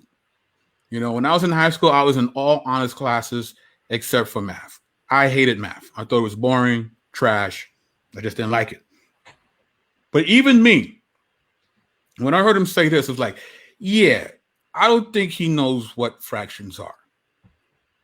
And not to be disrespectful, and but you know what? I humbled myself. I talked to the bodega ladies. I hollered at Shotty Mills. I know she's good with math. I talked to Adam. It's like, just to make sure I'm right, because I'm honest. Math is not my thing. Right? So, but let's see. Let's look at this for a minute. Right? So this is the equation that he gives us, right? Truth, faith versus faith, truth, right? And he talks about numerators and denominators, the denominators, right? Now, we call the top number the numerator. It is the number of parts we have. We call the bottom number the denominator. It is the number of parts the whole is divided into. Like, for instance, if we have a pie and it's cut in 6 slices, Adam takes 2 because he's greedy, right? He has 2/6 of the pie, right? Where does he get this idea of foundational number? Where does he get that? That's not what a denominator is, right? And then he talks about common denominator, right? A common denominator is when the denominators of 2 or more fractions are the same. They are common denominators, as you see here, right? 2/5 plus 1/5. But both of them have the same denominator, the 5, right? He says faith becomes the common denominator. Adam, do you see a common denominator here? Not at all. Not at all. Because in order for there to be a common denominator, what would have to happen here? Oh, well, there you need to have at least 2 fractions, right? You know, with faith being the denominator. Same denominator, right? So it will have to be truth, faith, and maybe truth to faith, right? Yeah. So there is no common denominator. Now, I understand what he means. He's trying to be from a logic standpoint, but you started with a mathematical model. So you got to stay with that model to get to the point where you want to get to.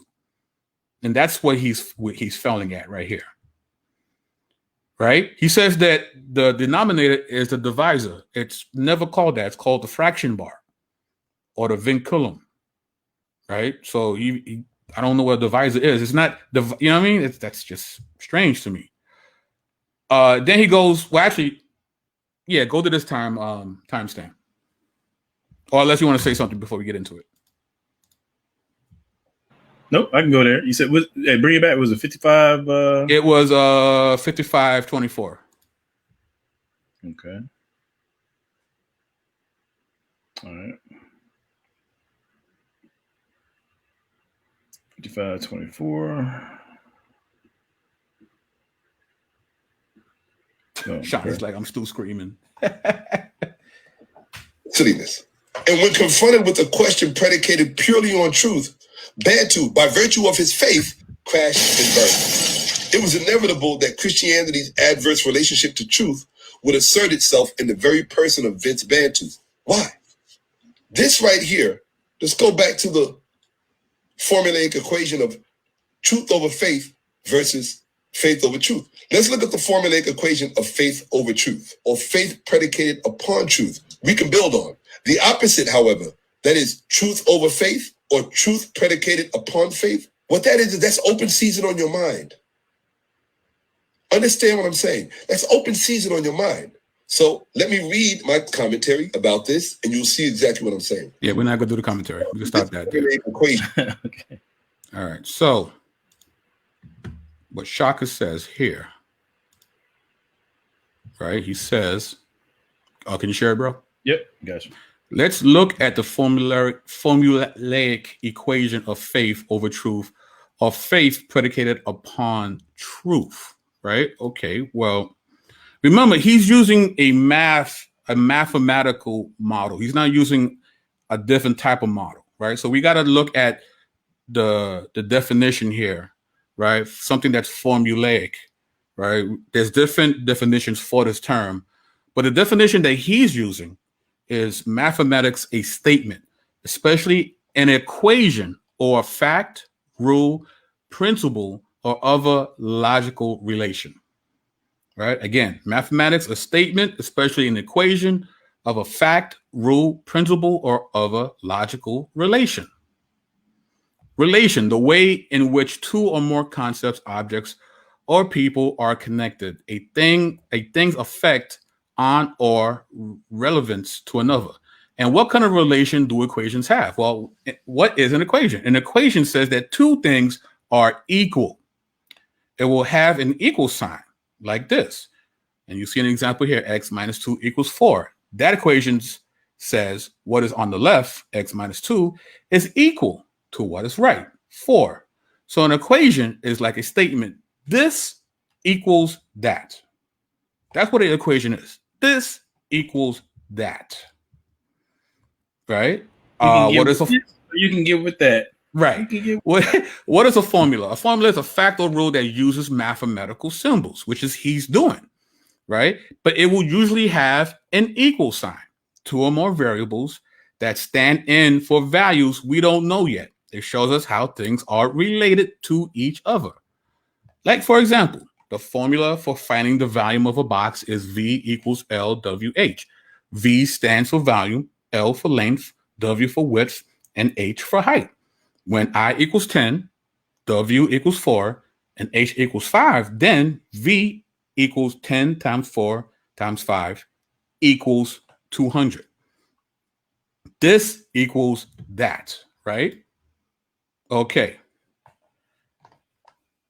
Remember, a formula equation is this equals that. But I want you to look at his equation. Is this equals that, or is it this versus that? What do we see here? I'm not seeing the equal sign. I know that. What do you see? I see verses. I see your arrow there. That's a cool animation, by the way. I got to set my game up. But yeah. So, by definition, is this an equation? No, by definition, absolutely not. It's the antithesis of the equation. It's two things poised against each other. They don't equate. It's not this equals that. It's this against that. This is not an equation. Not an equation, fam. It's just not. Not. So, actually, let me stop here for a minute. Okay. So, again, right? Rhetoric, right? The art of persuasion, right? This is what he's trying to accomplish in this video. He's trying to persuade us to believe lies that apologists tell, you know. But in order for you to be convincing, the models that you use, you have to be kind of well versed in that model. It's quite clear he's not well versed in fractions or equations. Right. No disrespect. Right. He doesn't know what an equation is. So if you don't know the model that you're using, how can you reach your conclusion if you don't know the model you're using to be the vehicle in which you arrive to your conclusion? You just can't do that. But not only is that a horrible thing, his understanding of one of his fractions is also off, and that is faith. So before we get into that, do you want to add anything, bro? No, man. I think you knocked it out, bro. I mean, actually that was the piece I was going to get to. He didn't have that equal sign or that equation piece in there. I think you knocked it out, man. So we can go ahead with the next all right. If you could share my screen. So yeah, so we're going to talk about faith. He has a misunderstanding of faith, and many of us in the chat, we go out of our way to really explain to people what we mean when we say faith, right? And it's the Greek word. I apologize. All right, there is one thing I wanted to say. Sure, go for it. When it comes to, and this is something I'm getting into myself. When it comes to breaking down argumentations, like when you're dealing with logic, there are times, and by logic, I don't mean like just something that makes sense or doesn't make sense. I mean like in the more formal sense of the term logic. When you're talking about argumentation and how propositions interact with one another, if you will. I'll just put it that way. When you're dealing with logic, you can actually use mathematical representations. Sure. Okay. Of somebody's argument, and you can look in terms of the form of it to see whether that argument stacks up or not. Or you can say in history, or well, not just history, but sometimes they'll use what's called Bayes' theorem when you're evaluating probabilities, and you might use Bayes' theorem to evaluate a historical claim and the evidence for it or against it. The laws of logic are used a lot of times presented as formulas. Exactly. So that's the thing. So that's a real thing. The issue is if you're going to do it, and this goes to your point, if you're going to do it right. Don't just make up, a pseudo equation, and then, a pseudo formulaic equation or whatever you want to call it. You know what I'm saying? Like, I mean, if you're going to do it right, bro. That's all I'm saying. Be savvy, or basically the wording that you use. I'm saying you want to know your stuff. I'm saying before you start implementing things. And to be fair, this is something that I want to caution all apologists about. Like I myself, I study apologetics quite a bit, but there's lots of stuff that I don't talk about. I mean, if I'm not knowledgeable on something, then I don't talk about it, right? Or if I don't really know what I'm talking about, there's all kind of things that I think are probably correct, but I don't know it well enough to defend it, and so I don't talk about it, right? So, don't feel like you have to outpoint somebody or outsmart somebody all the time. Make sure that we're not overextending ourselves. That's a better way to put it. Make sure you're not overextending yourself, in terms of your argumentation. Make sure that you kind of are you don't want to put yourself in a situation where you're like Shakka Ahmose here, who's making claims that it's clear that he doesn't know what he's talking about. You don't want to do that, Right. Absolutely. There you go. And one of the things that he's not aware of is faith from a biblical perspective. And of course, we all know that in the Koine Greek, it's pistis, right? It's persuade, to be persuaded, persuasion, to come to trust, right? That's what the word means in the Bible. Again, to persuade, to prevail on a person, to do something as by advising or urging, to induce to believe by appealing to reason or understanding, to convince. Funny enough, this is what Shakka is actually trying to do in his video. He wants us to come to faith. He actually wants us to come to faith in that Christian apologetics lie, right? But he's failing because he doesn't understand the models that he's trying to use. But anyway, right? Now, is this the right? Yes. All right. So pistis and rhetoric are the elements to induce true judgment, hence to give proof of a statement. There are three modes by which this is employed. The first mode is the subject matter capable of inducing a state of mind within the audience. The second pistis is the subject itself considered under an appeal to the intellect or in its logical aspects. The third pistis is the logical, rational, and intellectual aspect of the issue under discussion. All three modes of pistis occurs in logos as it appears to logical persuasion, right? And I think is that the same thing? No. So in the Review of Metaphysics, a Philosophical Quarterly, you have this article, The Passions of the Wise, right? Phrenesis, Rhetoric, and Aristotle's Passionate Practical Deliberation, right? And he says pistis and rhetoric are the elements to induce true judgment through entomemes, hence to give proof of a statement. An entomeme is a rhetorical syllogism used in oratorical practice, originally theorized by Aristotle. There are 4 types of entomeme, at least 2 of which are described in Aristotle's work. And a note on pistis in Aristotle's rhetoric, and this is from Johns Hopkins University Press by William M.A. Grimaldi. Actually, I just said this before. I misplaced my slide, but I'm going to say it again.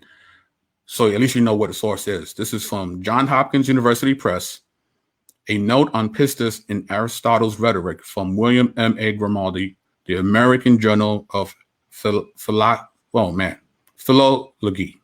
Is that right? Philology? I think that's it. Philology. Right. Modes by which this is employed. The first mode is the subject matter capable of inducing a state of mind within the audience.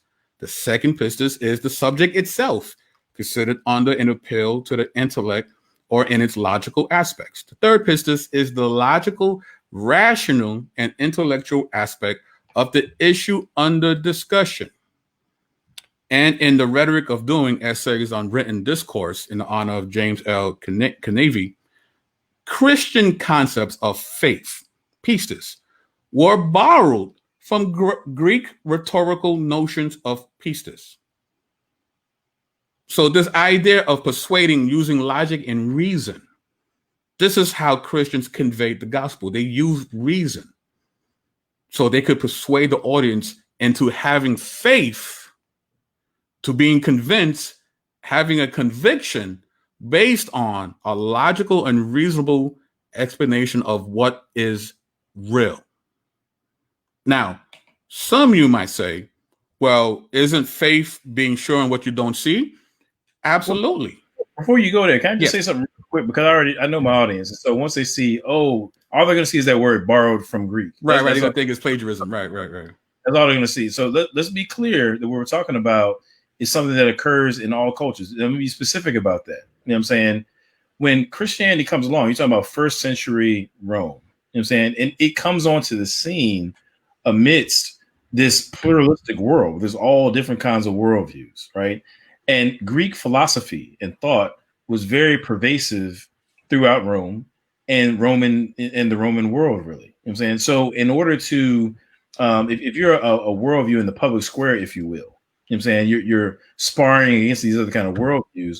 One of the ways that you're going to make a compelling argument is by appropriating literary tools and logical tools to make your case, impactful for your audience. And that's what they're talking about there. So right. It's not a matter of like, some people say, see that, they borrowed from right. Dionysus or something like that, just from that word borrow, because we want to be principled in our thinking.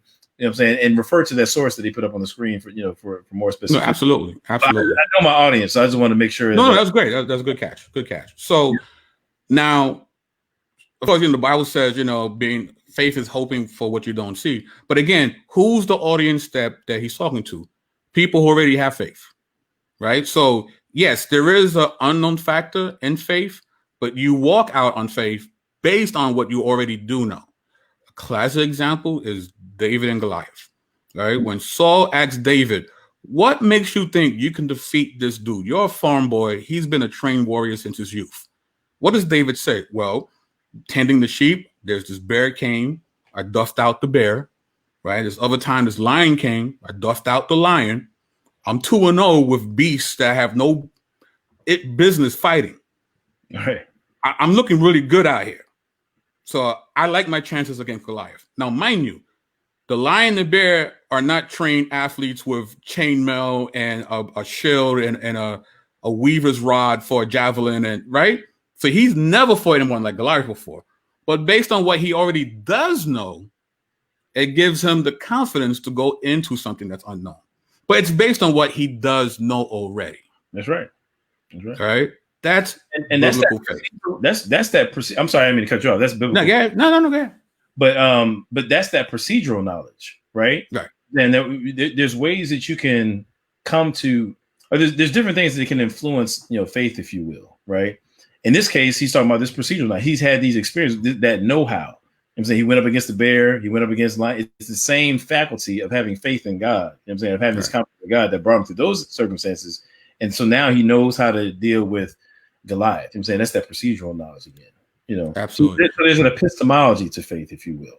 It's not not believing like blind faith. I'm saying that's not what it is. All right. And if you can share my screen for this, will be my last slide. And we're going to end it the way I started. Rhetoric is the art of making good arguments. More broadly, it refers to effective communication in both speaking and writing. Rhetoric is mainly about persuasion, but it also covers techniques for making your work more beautiful. As we see, Shakka failed at rhetoric in his video. And this is what we're trying to show. This by no means shows that Christianity is true. That is not what this video is about. Now, of course, if you ask me and Adam if it's true, absolutely. And we'll give you a litany of reasons why we believe that to be true. But that's not what this is about, right? Because just because someone makes bad arguments doesn't mean that the argument might be bad, but what they're trying to reach to might be true, right? Christianity might not be true. It's just Shakka failed at persuading anyone of that being the case, which is the same thing, right? We believe the gospel is true, but someone could do a really poor articulation of the gospel. Doesn't mean the gospel isn't true. It just means the person who articulated is not persuasive. Yeah, and by Christianity, it might not be true because cats are going to get you on that too. See, he said Christianity. No, man, it's saying like it's whether or not Christianity is true is independent of Shakka Ahmose's rhetorical ability and what he achieved and what he was saying. I know how y'all. No, that's cool. It's cool. Hey, go ahead. Yeah. So again, right? So he wasn't effective in his communication, and the reason why he wasn't effective because he wasn't well versed in the models that he was using for his communication. It was malformed. It was fallacious, and honestly, there was points where he was just didn't know what he was saying. He doesn't know what fractions are. He didn't know what a common denominator was, right? So he's using terms that incorrectly. So if you're starting incorrectly, you're not going to end correctly. There's no way. Got it from the wrong foot. You started bad and you ended bad. So hopefully if he does see this, when he does come back in the series, he'll have a more robust rhetorical connection with the models that he uses in the future. So yeah. I mean, and so speaking of which, you want to talk about Thursday? We're gonna be on your channel. Yes, we will be in BK Apologist. Will be on my channel, me and Mr. Coleman, and we're gonna talk about this other point that he makes in this video about just the mental health state of those who subscribe to Christianity, and how that is also fallacious as well. Oh man, so here's the thing, man. I've said it a couple times. So, watching this video, the original Shakka video is about 2 hours. You know what I'm saying? About 2 hours. And a lot of it was kind of fluff, at the beginning. But once he kind of, finally got into argumentation, I kind of felt like, all right, cool. So let me see what he's like coming with.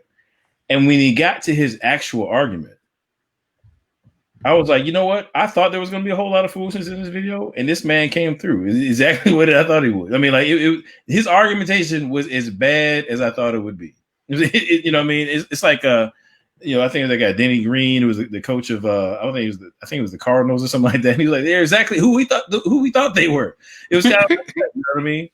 And it's not even an issue of, I don't hate Shakka or anything like that. Not at all. It's unpersonal. Yeah, I sit down and have a meal with him. Yeah, if absolutely. Listen, he's from the same projects as me. Okay, hey, he's from go on his projects, GP Rock, Brooklyn. So off rep, I got love for Shakka just on that alone.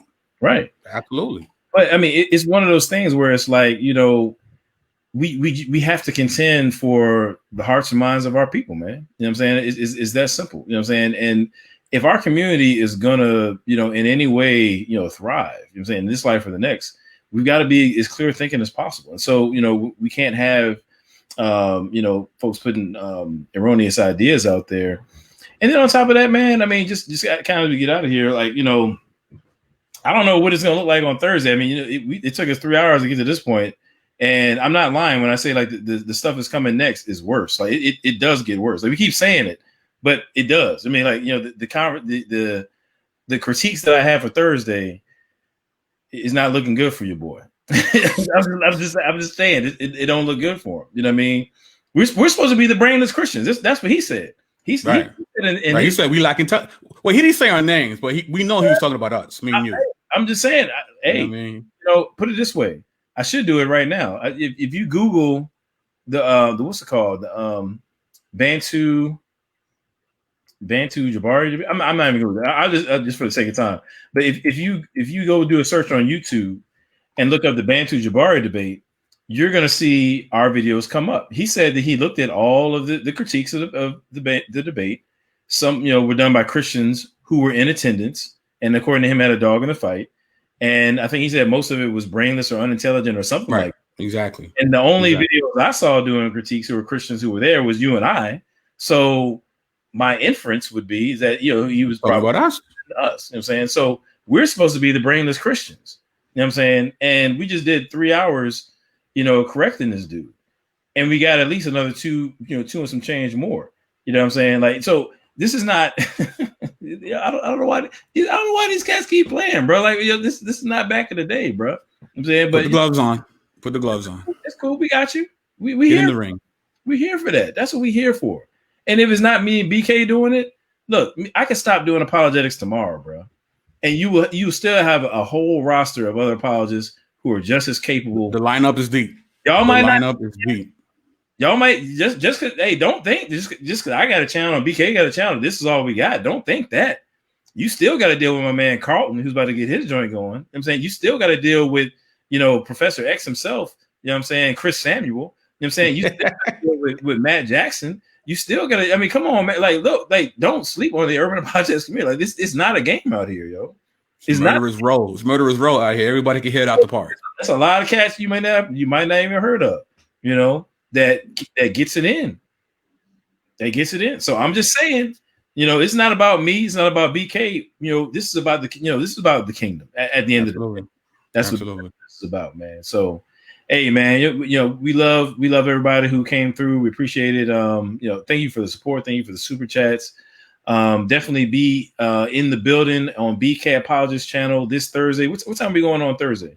You know what? I'll check right now. Hold on. Make sure y'all get there. Yeah, matter of fact, you can just go over to this channel right after this and make sure you hit that like button or notification or whatever so you can. It'll be at 9. Okay, so 9 o'clock this 9 p.m. Eastern Standard Time. Good. Yeah, so we're gonna be over there, BK Apologists. Y'all definitely check us out there. We got more to come, man. You know what I'm saying? My intention was to make it very clear, you know what I'm saying, that the biblical worldview has a lot to say, and when you test it, if you keep punching the lion in the ribs, fangs come out.